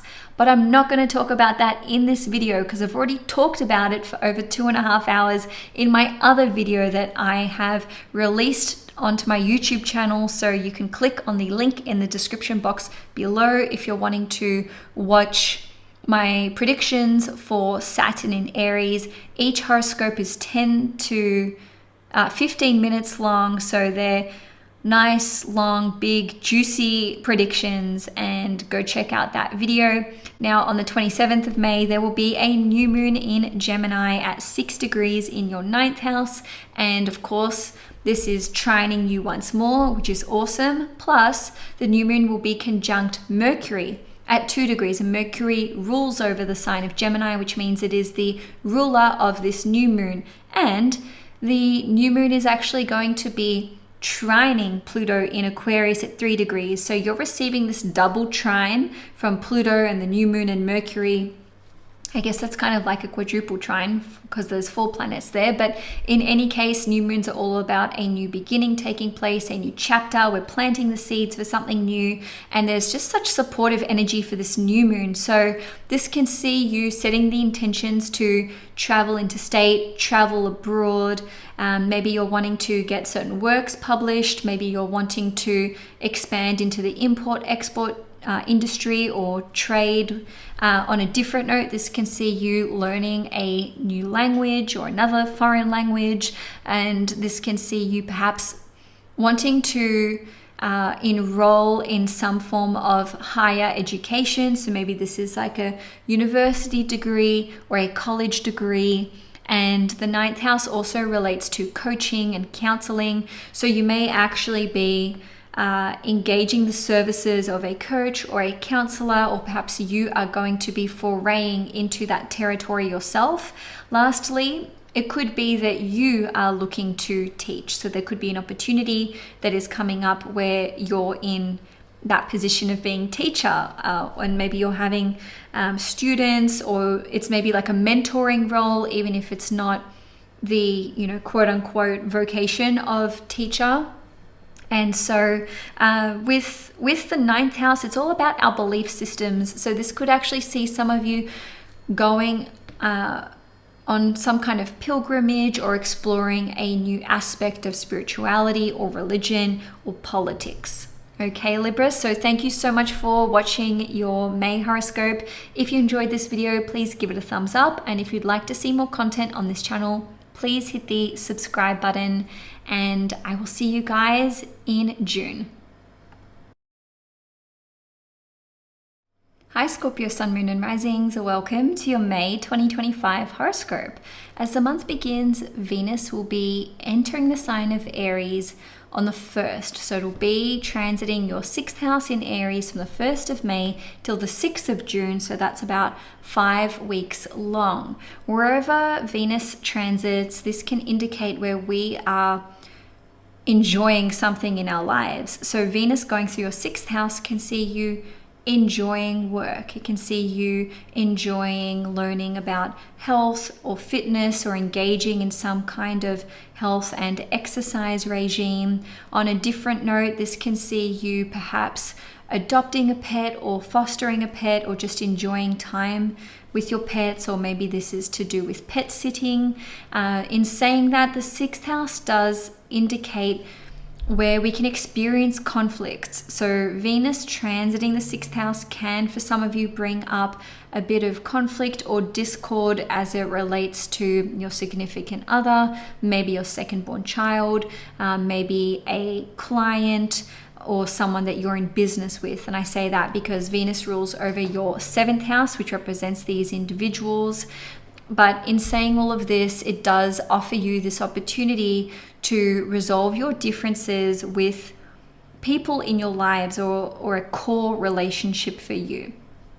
The first 4 days of the month will see Venus being conjunct Neptune, and this conjunction will be exact at 1 degree on the 2nd or the 3rd of May, depending where you live in the world. And this is the first time in our lifetimes that we're seeing Venus conjunct Neptune. So this is actually kickstarting off a whole new cycle for you of seeing Venus conjunct Neptune on and off for the next like 13 or 14 years. So ultimately, this can indicate that there's an opportunity here for healing, for forgiveness. I repeat, this can look like you may be adopting a pet or fostering a pet around this time. Some of you may decide to quit your work, and maybe this comes about very unexpectedly, because with the influence of Neptune, it's like, I didn't predict this. This is like coming out of the blue. In any case, Venus conjunct Neptune in the 6th house can see you connecting with an incredible healer. Okay, because the 6th house is related to medicine, and Neptune is also associated with healing. So Venus conjunct Neptune can see you encountering someone who is able to really help you with whatever healing journey you are on. So I also wanted to mention that on the 3rd of May, Pluto will station retrograde in Aquarius at 3 degrees in your 4th house. I haven't mentioned this for the other signs, but given that Pluto is one of your ruling planets, I thought that I would mention it. And this retrograde period will last until the 14th of October. So it's really only going from 3 degrees back to 1 degree. So what does this mean? It doesn't mean that heaps is going to change on this day. However, you may just notice that your emotions or your mood can just really take a turn. So if you're feeling unexpectedly sad or unexpectedly emotional around this time, then that can be a bit of an explanation for that. On the next day, on the 4th of May, that is, Mars will finally move out of its post shadow retrograde period, which is amazing because this is your other ruling planet. And so, I mean, honestly, since November, when the pre-shadow Mars retrograde period began, up until early May, taking action and making decisions, and even what just quote unquote happens to you in your life, it's like you couldn't have predicted it, or things aren't necessarily going to plan, or it's like, this was my intention, this was my timeline, but it just hasn't eventuated. So this is really good news for Scorpios, because now you can move forward knowing that post-retrograde energy isn't hanging over you, where it can kind of like unravel certain decisions or timelines or plans, etc., etc. So on the 12th or the 13th of May, depending where you live in the world, there will be a full moon in Scorpio at 22 degrees. And of course, it's in your 1st house. And it is going to be making an opposition to Uranus in Taurus at 26 degrees in your 7th house, which will be conjunct the malefic fixed star Algol. The good news is that this full moon is trining Saturn in Pisces at 28 degrees in your 5th house. What does this mean? First of all, full moons are all about a chapter coming to a close in our life, or some kind of ending taking place. It can also relate to an epiphany or an aha moment, or some situation reaching a peak point or a critical point. Okay, so it doesn't always have to be the ending of something. It can just be like the peak, as I just said, right? So a full moon in the 1st house can indicate that you are wanting to walk away from a situation, let go of a certain set of belief systems, or a way of being, or a way of acting. 22 degrees is the Capricorn degree, so this does somehow relate to our professional status or our public reputation, or this can be career related. So it can indicate that you are wanting to shed your old skin.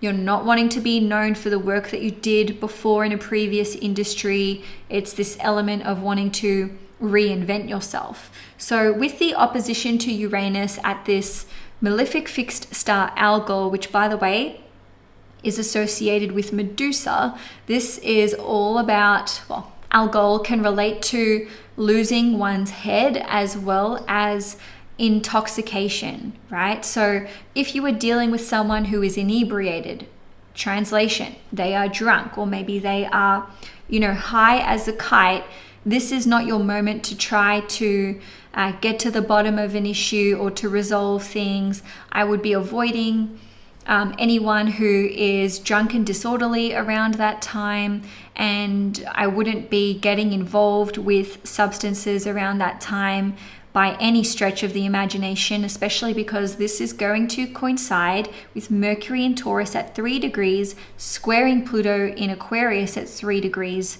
so in your 4th house. So this can lead to explosive communications, whether these are verbal or via technology. So, we experience full moons every year in our sign, so you're no stranger to this one. I repeat, it is trining Saturn in Pisces in your 5th house, so there is this opportunity to protect your peace and protect your joy and protect your happiness, but it may just involve you having to walk away from a conversation which could turn kind of ugly, to say the least.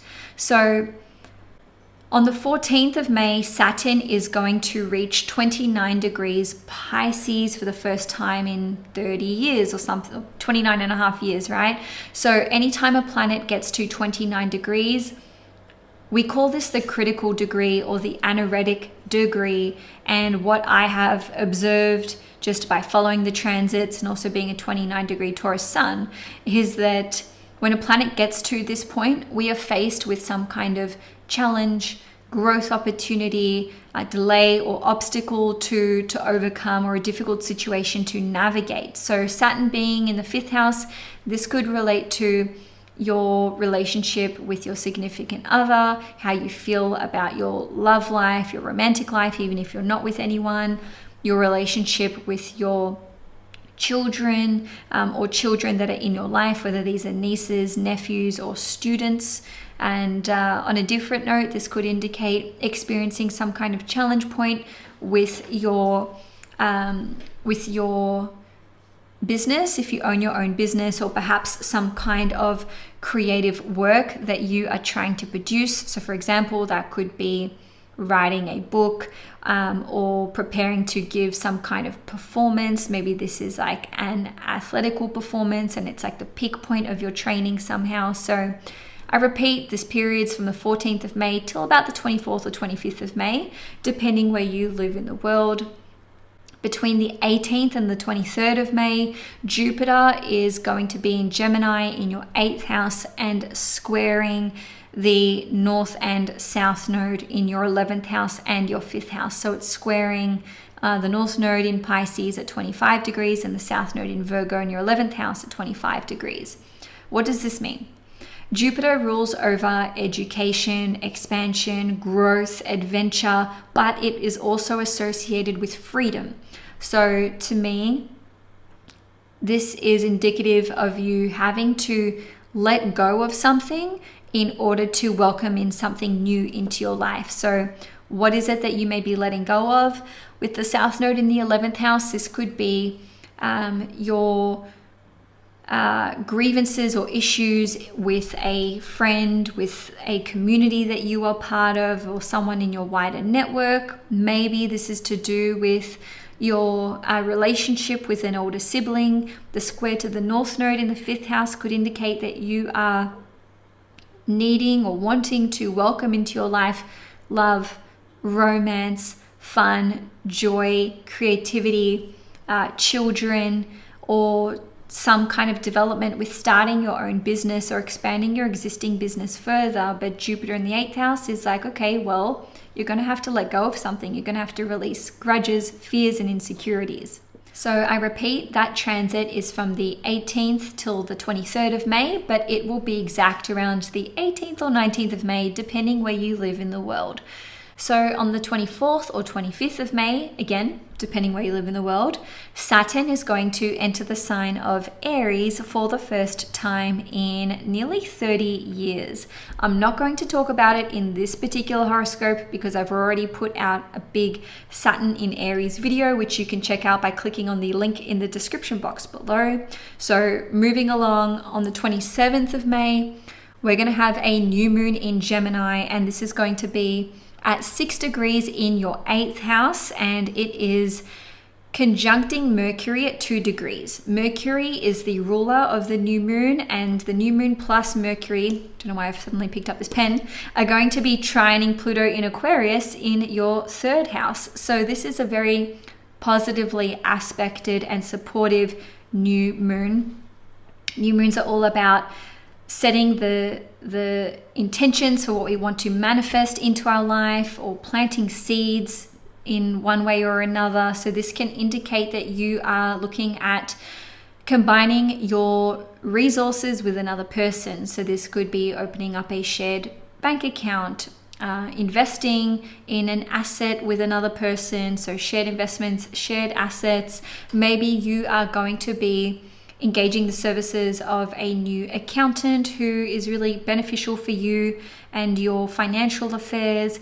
You may find that you are feeling called to study some kind of occult topic deeper. So for example, astrology. On a different note, you may find a new psychologist or therapist, and this person could be someone that you feel very aligned with and connected to, and you just get this feeling that they can really help you. Or perhaps you are going to be engaging the services of someone like an astrologer or a tarot reader or a healer, or committing yourself to doing some form of deep research. So I do see this as being an exciting new moon which can have or lead to very prosperous results.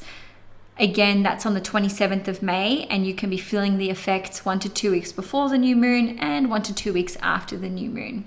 So Scorpio, thank you so much for watching my May horoscope. I hope you enjoyed it. If you did, please give the video a thumbs up. And if you'd like to see more content on this channel, please hit the subscribe button. I will see you guys in my next video. So enjoy your month ahead, Scorpio. Hi Sagittarius, Sun, Moon and Risings. Welcome to your May 2025 horoscope. So this month starts off with a pretty exciting transit for you guys, and that's because Venus will be entering Aries in your 5th house, and it will be there for the whole month. Actually, it will be transiting your 5th house until the 6th of June, so you've got a nice 5 weeks there. So whenever Venus transits our 5th house, it's a good time. And the reason for that is the 5th house is related to our joy, happiness, fun, love, romance, and Venus is the planet of harmony, romance, love, etc., etc. So wherever Venus transits, this is where we can experience joy, contentment, and ultimately this is a great transit for love and romance. So if you are single and ready to mingle, I would be accepting invitations, even if they seem kind of boring, which is, not what Sagittarians like. And I only say this because you never know what can come of it. So I'd be saying yes to invitations to go to dinner, the movies, party, or an event, plus creating your own events as well if you do have that opportunity to get your friends together, and so on and so forth. So in saying all of this, I will draw your attention to the fact that Venus will be conjunct Neptune for the first 4 days of May. So on one level, this can add a layer of confusion or mystery when it comes to a romantic situation. The 5th house isn't just love and romance, though. It also rules over children, and it rules over our creative hobbies, passions, talents, as well as starting your own business. So Venus conjunct Neptune in the 5th house for some of you can see you experiencing healing and forgiveness between you and one of your children. And on a different note, this can indicate miscommunications that may occur between you and your child, or perhaps you and your significant other. If you are wanting to start a business or expand your existing business further, the first few days of the month, if you are getting quotes from people or just trying to crunch some numbers, I will say that you may not end up with accurate figures. So whatever you're budgeting for in the first few days of May, I think that that number can be out and maybe by a pretty large margin. So that is something to bear in mind. On a different note, Venus conjunct Neptune in the 5th house could indicate that you are maybe just taking some time, some leisure time to yourself. There may be an opportunity to spend time by the beach or go on a little vacation or what have you. And moving along, but still talking about Venus, the post-shadow retrograde period will conclude on the 16th of May. So this means that decisions that are made still within the first half of May could be subject to change, especially if you are booking tickets or organizing events, or you're, maybe even organizing a date or to go on a date with another person. There may just be change in terms of the itinerary, the location, the time, etc., etc. So not a big deal. Ultimately, Venus is trining you from the 5th house, so this is going to feel really, really good for you guys, especially because Venus has been squaring you on and off for a couple of months. And so that can have put pressure on your relationship, your family life, your dynamics with your significant other. And now Venus going through the 5th house is like, cool, things can lighten up and feel better, right? So on the 12th or 13th of May, depending where you live in the world, there will be a full moon in Scorpio, and this will be at 22 degrees in your 12th house. So when we experience full moons in the 12th house, it doesn't necessarily translate to things happening in a 3D physical tangible way. It can be more about what is playing out on a psychological level. So full moons in Scorpio are always emotionally charged and kind of heavy. So in saying that, this full moon will be opposing Uranus in Taurus in your 6th house. So this can indicate that there's an opportunity here for you to let go of a victim mindset, overcome self-sabotaging behaviors, overcome self-limiting beliefs.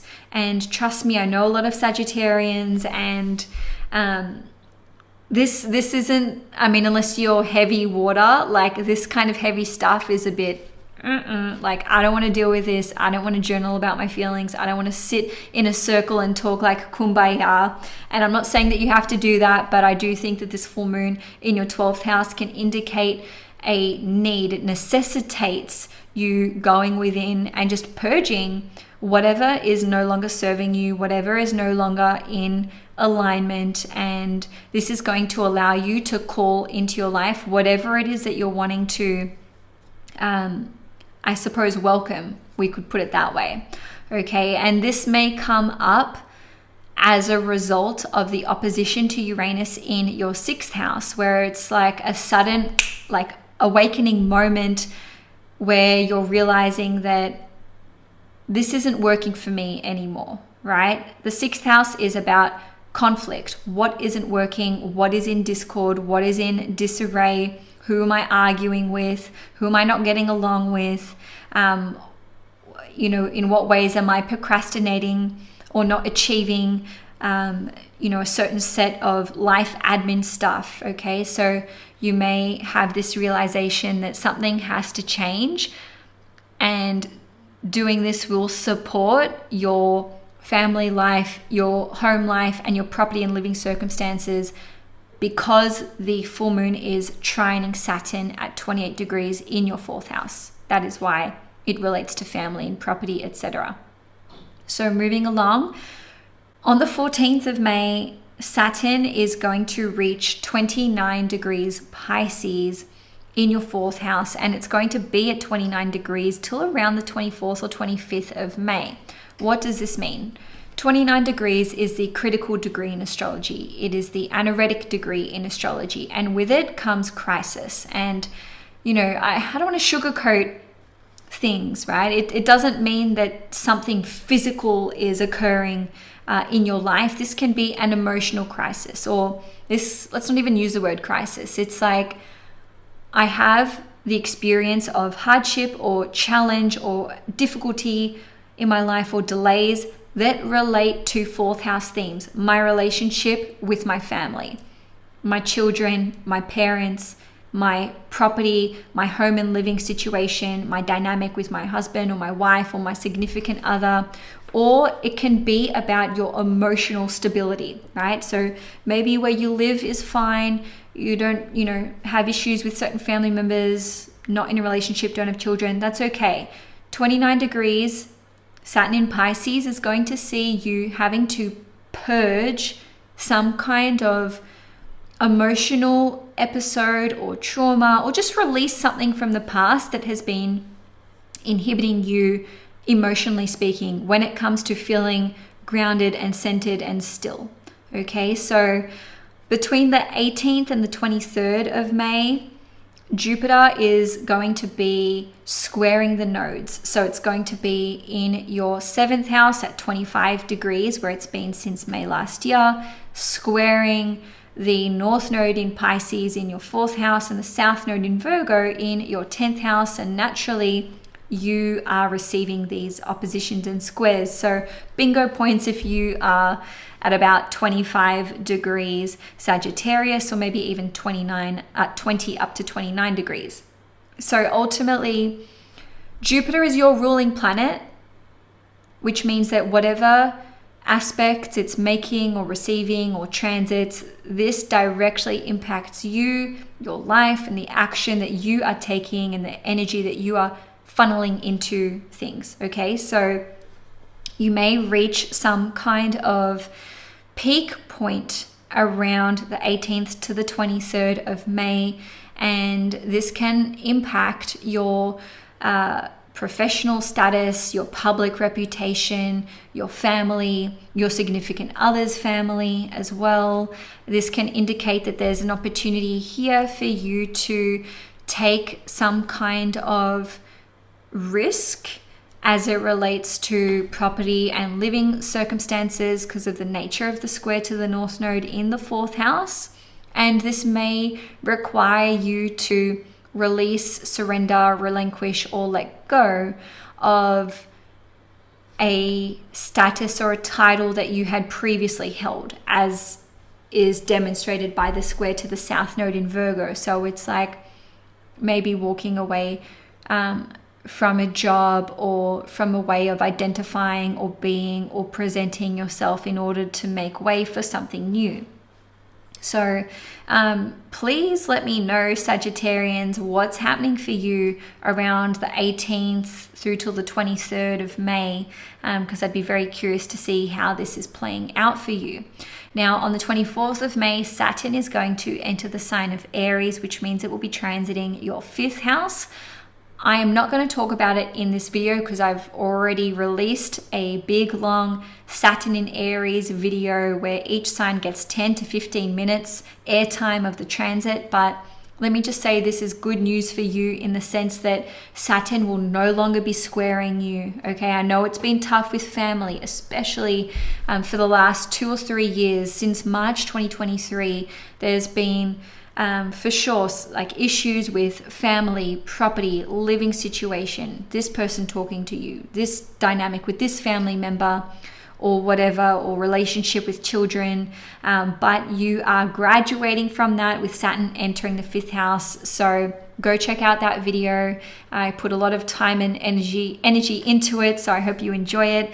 Lastly, for the month, you guys, on the 27th of May, There will be a new moon in Gemini at 6 degrees in your 7th house. It will be conjunct Mercury at 2 degrees, and it will be trining Pluto in Aquarius in your 3rd house. It's a good new moon, okay? So new moons are all about a new beginning, starting in our life, but it's really more to do with setting the intention and planting the seeds. So a new moon in the 7th house can indicate going into business with another person, taking on a new client, a new contract, a new work opportunity. You and your significant other could be going into business together because the new moon is conjunct Mercury, which rules over your 7th house, which rules over the new moon, which represents your significant other. If that's too much of a mouthful, just don't worry about it. This can indicate that you are maybe finding love in the workplace, because 6 degrees is the Virgo degree. But in any case, there is some kind of positive new development that is occurring, which I really think is going to relate to business, work, organization, or perhaps health, exercise regime, or maybe something to do with animals and pets as well, because 6 degrees is the Virgo degree. Okay, Sagittarius, so that's all I have for you for your May horoscope. If you enjoyed this video, please give it a thumbs up, and if you'd like to see more content on the CAISTROLOGY channel, please hit the subscribe button. Enjoy your month ahead, Sagittarius, and see you next time. Hi Capricorn, Sun, Moon and Risings. Welcome to your May 2025 horoscope. So you guys are going to have Venus transiting Aries in your 4th house for the entire month. As of the 1st of May, Venus will enter Aries and it will be transiting Aries until the 6th of June. So that's 5 long weeks. And wherever Venus goes, whatever house it's transiting, this is where we can experience something going well in our life, something going right. So the 4th house is all about property, family, living circumstances, our emotional health and well-being, as well as our ancestry, our lineage, and in particular, our relationship with our mother. So Venus going through the 4th house can indicate that there is a focus on one or more of those themes. So you can be enjoying time with your family. You can experience some kind of positive improvement if you have a newborn baby in the home. And, you know, even if you're a grandparent, maybe you have your children living with you and grandchildren in the house. On a different note, this could see you entertaining at home. So maybe you have some events planned where you're going to have guests over to the house that you are looking forward to. In saying that, there may be some pressure on you to get the house in order, especially because Venus will of course be squaring you. But for others of you, you could actually be enjoying doing something creative at home or something artistic. Maybe you are drawing up architectural plans for renovations, or you're wanting to redecorate. I do have to say that for the first 4 days of the month, Venus will be conjunct Neptune at, it will be exact at 1 degrees on the 2nd or the 3rd of May, depending where you live in the world. So this can be a moment of tension for some of you in the household that ends up resulting in healing, peace, and forgiveness. So why do I say this? 1 degrees is the Aries degree. Okay, so an argument could arise or flare up, but the nature of Neptune with Venus together is that it can dispel things just as long as you are not allowing emotions to get the better of you, but you are Capricorns after all. So this could see some of you actually experiencing healing and forgiveness with a family member. So one last thing on this, on the 16th of May, the post-shadow retrograde period for Venus will finally conclude. And I forgot to mention as well that because we already had Venus in Aries earlier in the year, in February and also in March, whatever was going on for you around that time, it could be coming back up once more for review, adjustment, reassessment, or perhaps you had to put something on pause around February or March, and now, or maybe even April as well, and now you're finally able to move forward with that.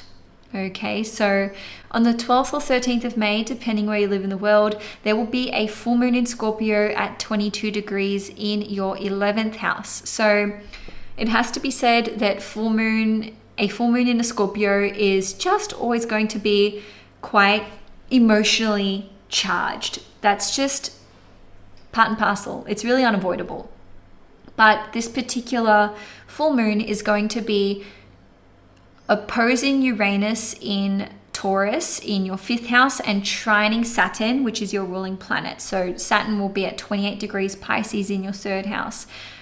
This can indicate there being some kind of unexpected happening or blowout with your wider network or a community that you are involved in.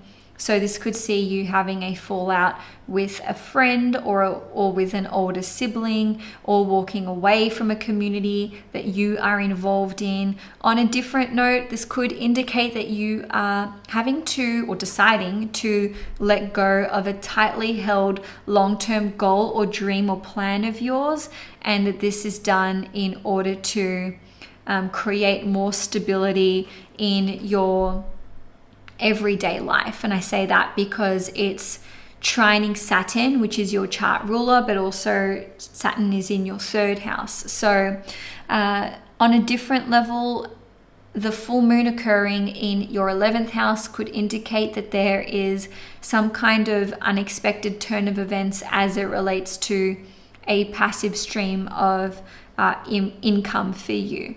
Okay. And lastly, I would just say be careful of whatever content you're putting out online, because there is this potential for it to not be received in the way that it was intended due to the opposition to Uranus in Taurus at 26 degrees. And that means Uranus is conjunct Algol, which is the malefic fixed star that is associated with Medusa and therefore losing one's head.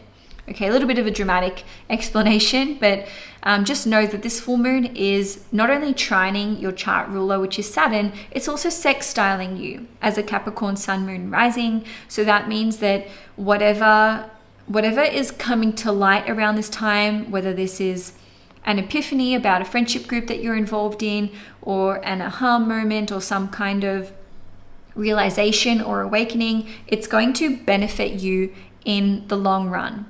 Okay, so on the 14th of May, Saturn, your ruling planet, is going to get to 29 degrees Pisces. So 29 degrees is considered to be the critical degree in astrology, otherwise known as the anaretic degree in astrology. You may want to even go and do your own research on this, because it's very, very illuminating and good information to have. But in a nutshell, anytime a planet gets to 29 degrees, there can be a moment of tension, frustration, something reaching its peak, some kind of climax, something coming to a head, an important decision to be made or action to take, or sometimes it's just a situation which is outside of our control.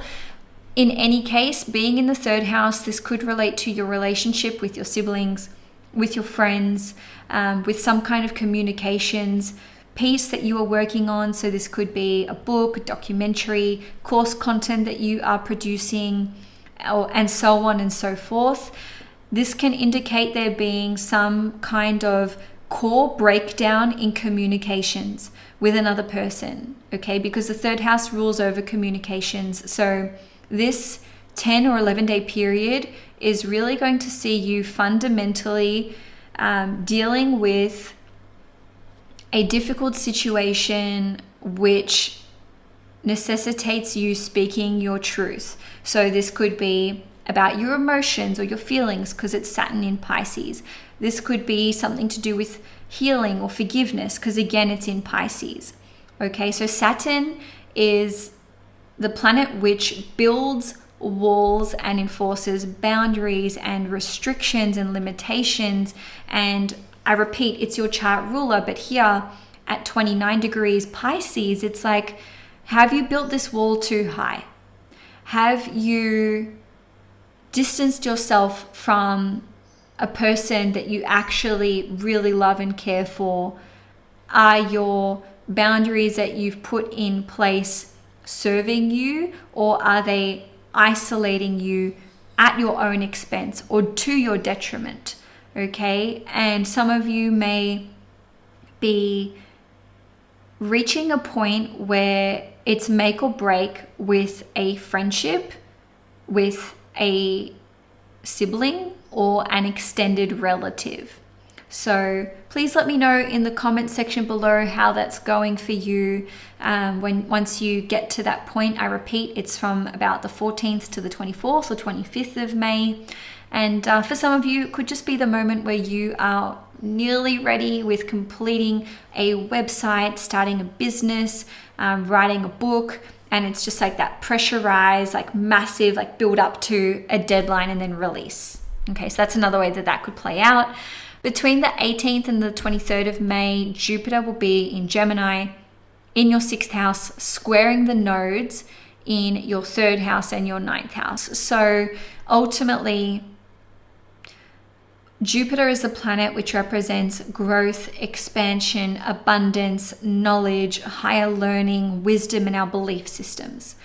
When Jupiter squares the South Node, so in your case, this is the South Node in Virgo in your 9th house, Jupiter is asking you to let go of a tightly held belief system.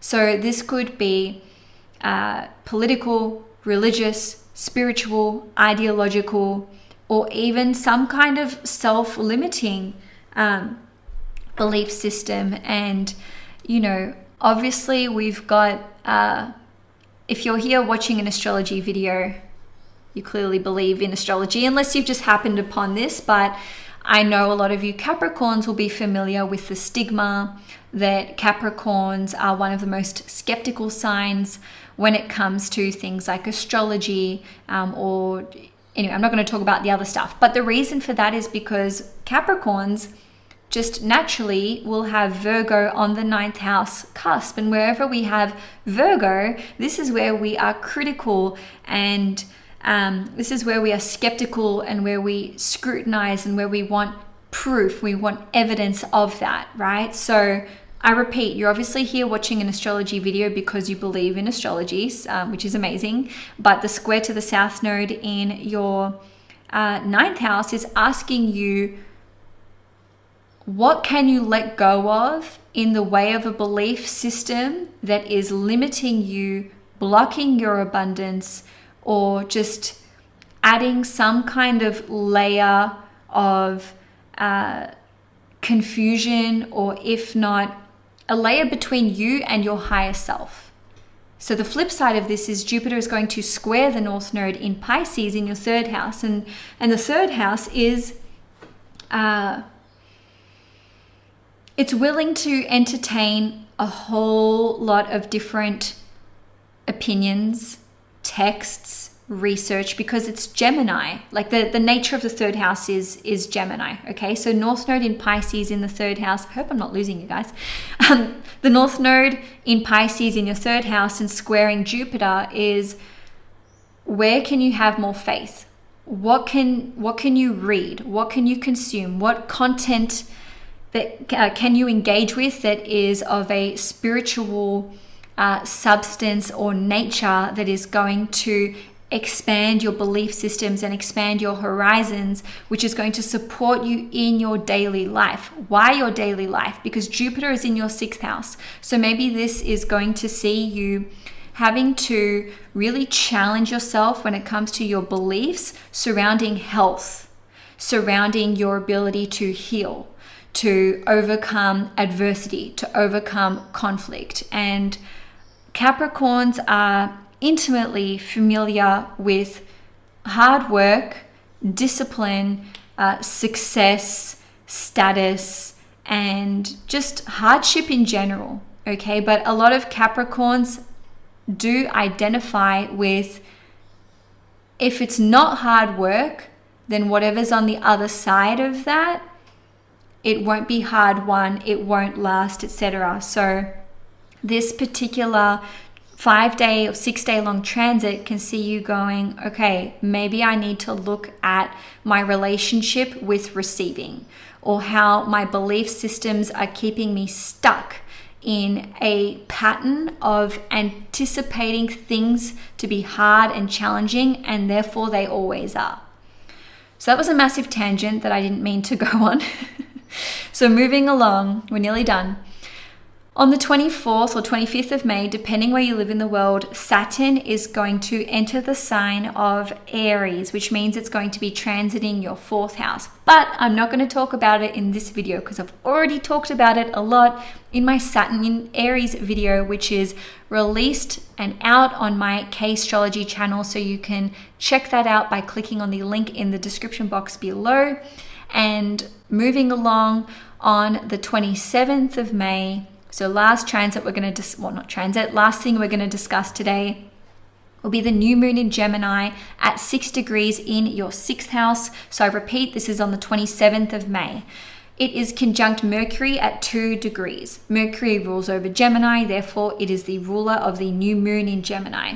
This new moon will also be trining Pluto in Aquarius, which will be in your 2nd house. So this is a very positively aspected and supported new moon. New moons are all about a new beginning taking place in our life, or a new chapter taking place in our life. And so this can see you actually planting the seeds or setting the intention to get new work, start a new job, maybe bring a new employee into the fold, or maybe you're looking at expanding your existing business and taking on employees for the first time. This can see you perhaps adopting a pet or fostering a pet, or just welcoming a new pet into your life.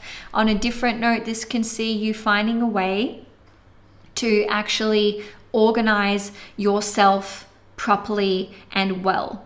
Okay, and it's 4:44 right now in the afternoon as I'm filming this, and as I just said that. So if you've been struggling with procrastination or organizing some like life admin area, this can see you overcoming that and putting the right processes and systems in place so that you can just run some things on autopilot, which can free you up for other more important tasks. And also this could indicate generating a new stream of income because Mercury is at 2 degrees, which is the Taurus degree, or perhaps this is you involving yourself in something like course content or educating yourself further, which means you will be eligible for a higher threshold when it comes to personal income. And the trine to Pluto in Aquarius in your 2nd house could indicate that someone is helping you out financially.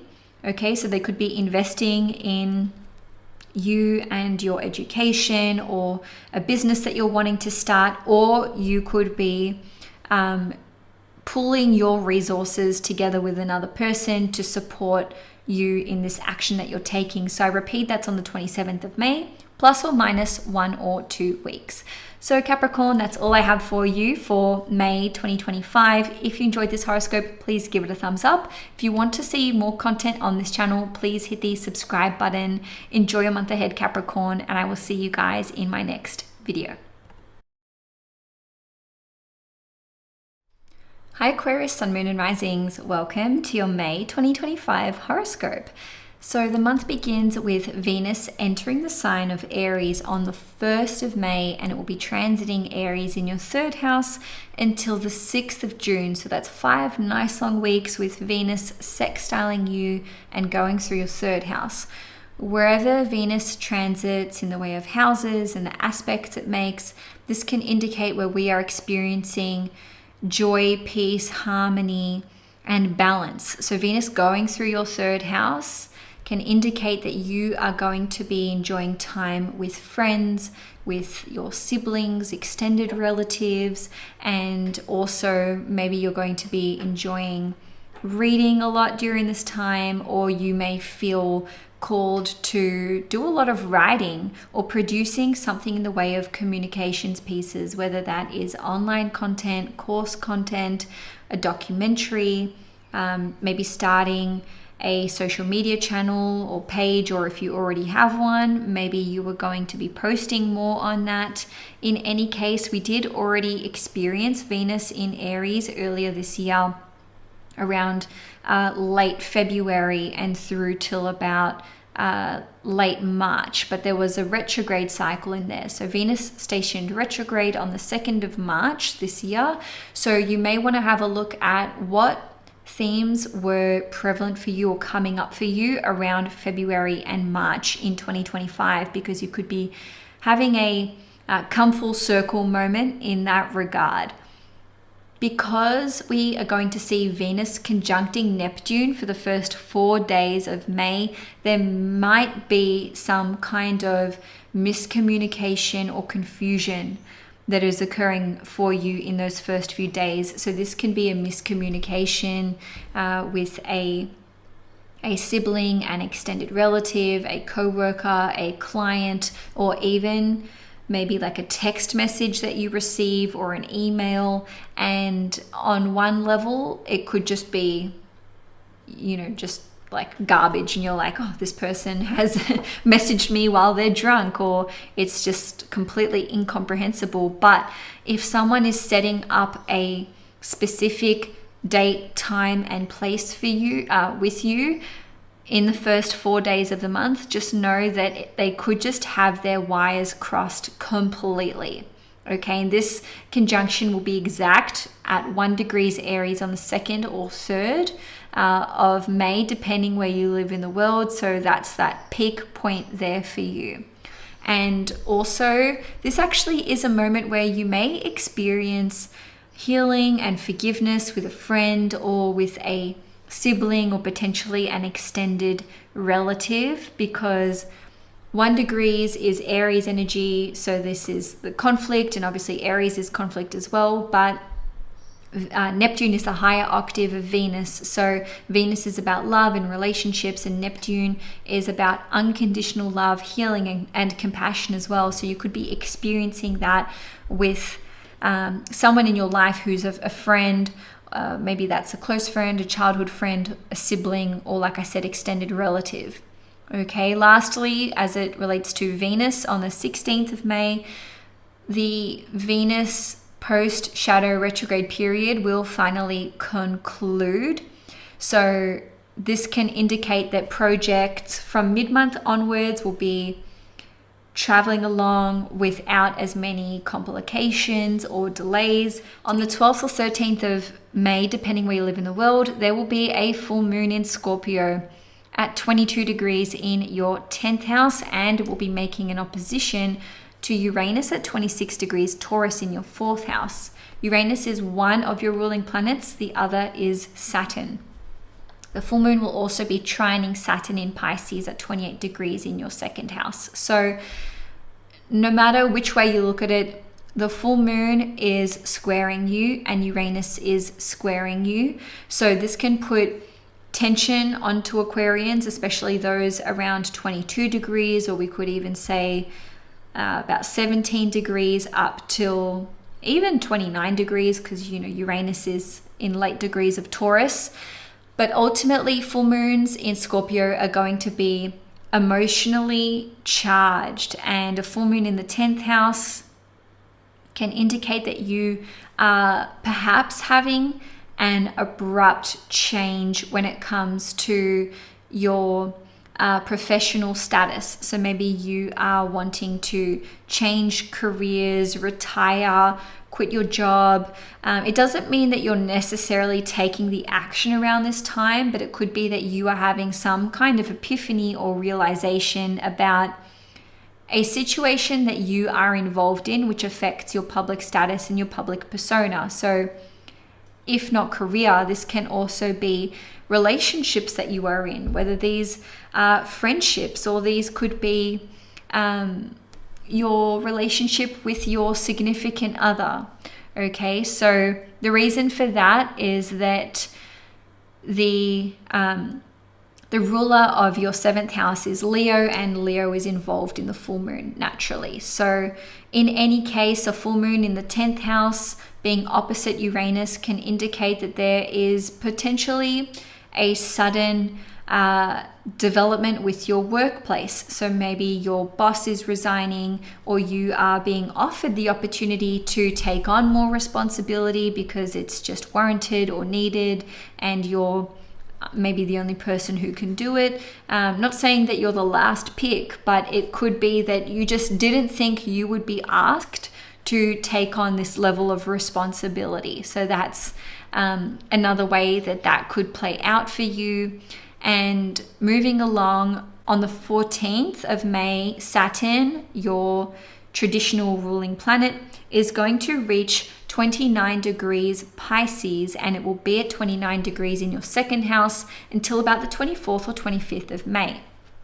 29 degrees is the anaretic degree in astrology, sometimes called the critical degree in astrology. So as the name implies, it's of critical importance that we pay attention to it, because when a planet gets to 29 degrees, we can experience some kind of crisis. This can be physical, emotional, mental, and long story short, it's like some kind of pressurized situation which requires our immediate or full attention, or we're just putting in a lot of our energy and effort mentally and or physically into like directing our gaze at this thing. So the second house relates to your finances and your resources, as well as your property, your valuables. Yes, it's one of the property houses in astrology, so this could be about your living circumstances. The second house also rules over your diet, and it rules over your personal set of values. So Saturn being at the critical degree for 10-11 days in your second house could see you having to really face what it is that you're aligning yourself with when it comes to your values. So there may be action that you are taking in your life, or people that you're associated with, or behaviors that you are engaged with that are not connecting with your personal set of values, and therefore you may have to make a series or a set of changes which are quite serious, or quite what's the word? It's like very defining, okay? And for others of you, you may need to, or you may decide to adjust your diet, and this could be in an extreme way. All right, so from the 18th to the 23rd of May, Jupiter will be in Gemini in your fifth house, and it will be squaring the nodes at 25 degrees. So it will be squaring the North Node in Pisces in your second house, and the South Node in Virgo in your eighth house. So Jupiter is all about growth, expansion, knowledge, wisdom, and adventure, but by the same token, it also relates to freedom.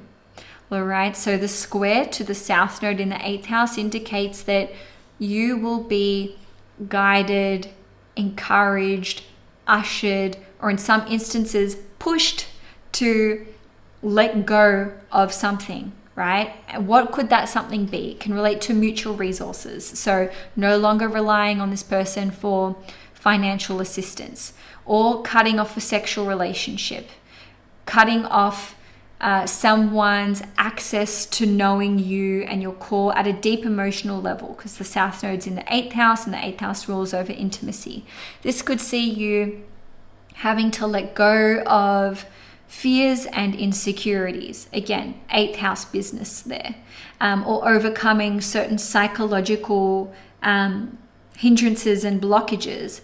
And what is this going to do? Well, on the flip side, it's Jupiter is squaring the North Node in your second house from the fifth house. So the fifth house is about love, romance, children, joy, your hobbies, your gifts, your talents, etc.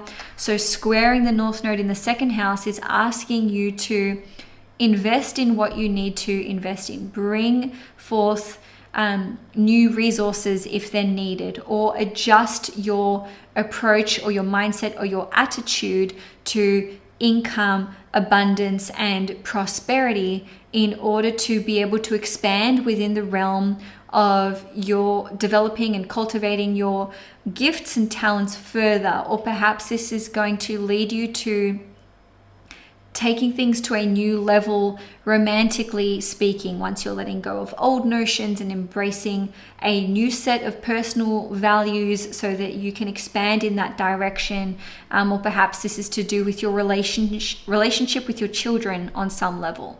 So I repeat, that's from the 18th to the 23rd of May that Jupiter will be squaring the nodes at 25 degrees, but it will be exact on the 18th or the 19th of May, depending where you live in the world.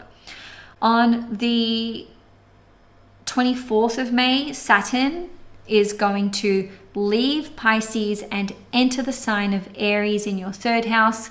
And I'm not going to talk about that today because I've done a huge video on this already. It's out on my channel now, so you can go and check that one out by clicking on the link in the description box below. Each horoscope for my Saturn in Aries video is about 10 to 15 minutes long, so you can actually watch that for your sun, moon, and rising, same as this horoscope. And lastly, for this month, on the 27th of May, there will be a new moon in Gemini in your fifth house at 6 degrees, and it is really positively aspected. It's conjunct Mercury at 2 degrees, and Mercury is the ruler of this new moon, so that means it's very strong in its Gemini energy and very aligned. And it's also going to be trining Pluto and Aquarius in your third house. So a new moon is all about a new chapter taking place, a new beginning, planting the seeds, setting the intentions. And the fifth house is, as I said before, related to your hobbies, your gifts, your talents, your passions, your love life, your children, your sex life, and owning your own business. So this can see you developing feelings for another person, or just meeting someone new and feeling like there's potential there. Or maybe you are talking about taking an existing casual relationship to the next level. This can see you deciding that you want to start trying for a family. So maybe this is you and your partner discussing it, or you could be going down the route of surrogacy, IVF, adoption, fostering children. And I say that because of the trine to Pluto in Aquarius, and Aquarius being this non-conventional approach. All right, so Aquarius and Uranus are both associated with IVF, just in case you don't know. But that doesn't mean you have to follow that approach. It's just one way that it can play out. This can see you wanting to start your own business or expand your existing business further and in a new direction. Maybe you're taking up a new hobby. Maybe you are pursuing a passion of yours, or you could be starting a new sport. And for others of you, you could actually look at writing or developing some kind of communications piece, because it is Gemini after all. So Aquarius, that's all I have for you for your May horoscope. If you enjoyed this video, please give it a thumbs up. And if you'd like to see more content on this channel, please hit the subscribe button. Enjoy your month ahead, Aquarius, and I will see you guys in my next video. Hi Pisces, Sun, Moon and Risings. Welcome to your May 2025 horoscope. The month starts off with Venus entering the sign of Aries in your second house. So that will be on the very first day of May, and that's a 5-week-long transit. Venus will be in Aries in your second house until the 6th of June. So wherever we have Venus transiting in our horoscope, this is where we can experience harmony, peace, abundance, balance, and enjoyment somehow. So first of all, Venus is naturally attuned to the second house, which means it's happy to be in the second house, so to speak. Venus transiting your second house can indicate that you may be seeing some kind of increase in your finances and resources, although I would say that's likely not going to be the case in the first few days of the month, which I'll explain in a moment. On the whole, Venus transiting the second house can also be a time where we are indulging a bit, financially speaking, especially when it comes to the luxuries in life. So this can see you spending more money than usual. And this could be on things like your wardrobe, beauty treatments, eating out, shopping. I mean, it sounds kind of superficial, but sometimes that is the manifestation of some of these transits. On a different note, this can see you really enjoying things like cooking, gardening, spending time in nature, or just doing something creative during this period of time, because Venus is associated with creativity, and so is the second house. So you may be doing things like, if not spending time in the kitchen, maybe painting, drawing, making candles, and so on and so forth. It does need to be noted that Venus will form a conjunction with Neptune in the first 4 days of May. So it will be exact on the 2nd or 3rd of May, depending where you live in the world, and that will be at 1 degrees. So when Venus is conjunct Neptune, we can see this playing out more than one different way. All right, so Venus conjunct Neptune could indicate that there is a really significant financial purchase that you are making, or investment that you are making, or you may be giving away one of your possessions which is important to you to another person, because Neptune is about charity, donations, and generosity. So you could be giving this to another person. Maybe it's a friend or a sibling with Venus ruling over your 3rd house, which is Taurus. On a different note, you could be receiving it. So you could be receiving a valuable or possession or a very generous gift. I do have to say that you guys need to be careful when it comes to things like getting hacked or getting scammed, not spammed. I mean, maybe. So basically, Neptune can rule over or represent deceit and fraudulent behavior. So Venus conjunct Neptune at 1 degrees, which is the Aries degree in Aries in your 2nd house, can see there being a bit more of a risk when it comes to fraudulent behavior, getting scammed online, and in some instances, theft. So be really, really careful with your possessions in the first 4 days of the month. Now, on the 12th or 13th of May, depending where you live in the world, there will be a full moon in Scorpio at 22 degrees in your 9th house, and it is going to be opposing Uranus in Taurus in your 3rd house. So it's a very emotionally charged full moon, and full moons in Scorpio just are always kind of emotionally charged, but the opposition to Uranus adds this like electric, tense, anything could happen element to it. So because it is trining you though, this is very positive for Pisces. Ultimately, this can indicate that there may be some kind of explosive conversation that occurs with perhaps a friend, a sibling, or an extended relative that then leads to some kind of resolution. All right, because I repeat, the full moon is trining Saturn in your 1st house, and also Saturn, and Saturn is sextiling Uranus in Taurus. Some of you may realize that you have a negative set of beliefs that are impeding your ability to think clearly, or even just your mindset in general. And for others of you, there may be some kind of unexpected event that occurs as it relates to your travel plans, whether you are already traveling or perhaps you are looking to travel, and there may be some kind of spanner in the works here. But I repeat, the trine to Saturn in Pisces means that whatever is occurring, it's for your best and highest good, and you'll be able to resolve it. Or maybe your travel plans are changing, but this suits you well, but it may be something that surprises another person when you deliver that news. On a different note, this can indicate that you are doing a 180 when it comes to religious beliefs, spiritual beliefs, or even political beliefs. And people who know you may find this to be quite surprising, where they're like, oh, but you were always Catholic, or you were always, supportive of this political party, and it just seems like a real departure from how you used to align yourself, potentially. This can indicate that there is some sort of epiphany that is occurring with your relationship with your father, because the ninth house is related to the father, or maybe this is like a father figure in your life.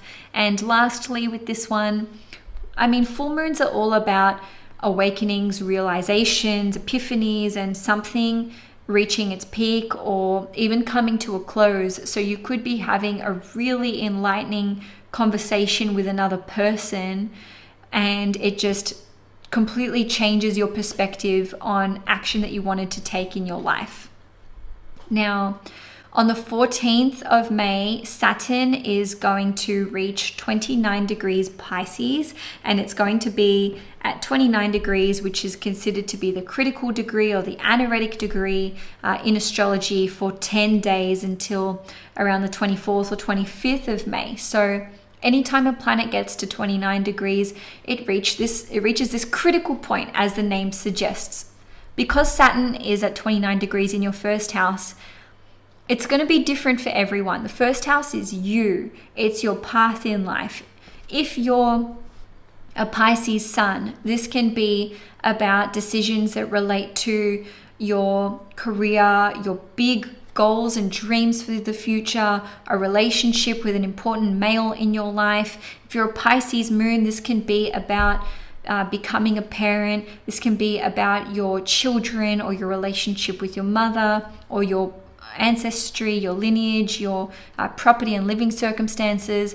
If you're a Pisces rising, it really could be anything in your life. But at the end of the day, for this 10-11 day period, you are going to be having to make some really, really important decisions in your life. And you may be faced with some home truths, with some hard pills to swallow, or you may know what you want to do. You may know what action you want to take, but it's going to require a lot of courage from you to align yourself with this path, to announce it, to tell people in your life, this is what I'm doing, this is who I am, this is the path that I am following. And by the way, this isn't the last time that Saturn will be at 29 degrees Pisces, because it is going to wibble wobble back and forth more towards the end of the year and early next year. But in any case, I do just want to share with you that mid-month, there are important decisions to be made and realizations to be had. From the 18th to the 23rd of May, Jupiter will be in Gemini in your fourth house, and it will be squaring the nodes. Okay, so it's going to be squaring the north node at 25 degrees in your first house and squaring the south node in Virgo in your seventh house. So because this is activating your first house, which is you and your physical body and your path in life, and your fourth house, which is your home, residence, property and living circumstances, plus your seventh house, which represents your one-to-one personal relationships, somehow these three areas of your life are going to be coming together in some way, or a decision that's made on one level affects these other levels. Ultimately, Jupiter is about growth and expansion and integration of new knowledge and wisdom, and also seeking that out. But then it is also associated with freedom. So Jupiter squaring the north node in the first house is asking you, what do you want? What path in life will make you happy? What does your higher self want? What is for your best and highest good? And don't get me wrong, 25 degrees is the Aries degree. So this indicates that there is some kind of risk here. There is some sort of uncharted territory or new ground that you have to break. But the square to the south node in Virgo in your seventh house is asking you, who then do you need to leave behind? What agreements do you need to unravel? What vows do you maybe need to break, or commitments or promises that you'd made to other people? Or simply put, Who do you potentially need to disappoint in order for you to truly be happy?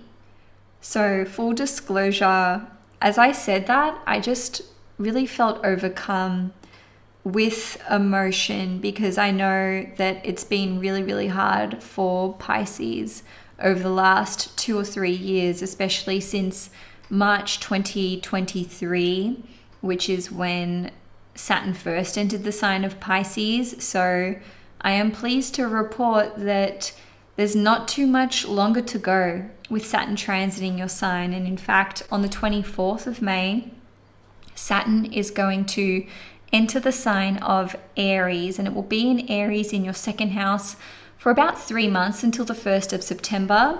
Then Saturn will go back into Pisces for a few months.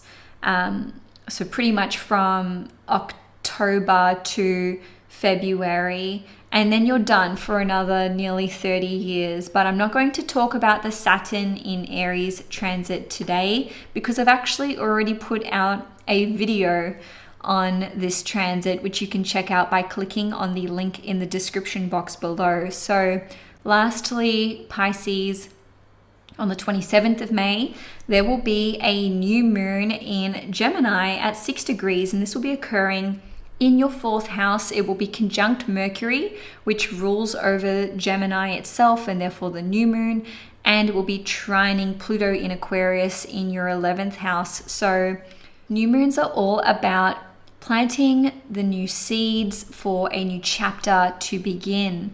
So a new moon in the 4th house can indicate that you are making plans to potentially buy a property, sell a property, renovate, relocate, maybe move in with someone or have someone move in with you. For others of you, this can indicate that you are maybe wanting to expand your family. So you could be trying to conceive or expand your family beyond whatever it currently is. And others of you could be focusing on learning more about your ancestry and your lineage, or perhaps investing in some commercial property, because the new moon is at 6 degrees, which rules over 6 degrees is the Virgo degree, which is associated with work. So there may be an opportunity for you to start a business from home or to erect some kind of office or invest in commercial space for your business or for your work. In any case, this does indicate that there is some kind of exciting new chapter that is on the horizon. And the trine to Pluto in Aquarius at 3 degrees in your 12th house indicates that you're able to move beyond self-sabotaging behaviors or self-limiting beliefs. And I actually think that this is a really beneficial and positively supported new moon. So please let me know what new chapter is occurring for you with this new moon in your 4th house. So Pisces, that's all I have for you for your May horoscope. If you enjoyed this video, please give it a thumbs up. And if you'd like to see more content on this channel, please hit the subscribe button. Enjoy your month ahead, and I will see you guys next time.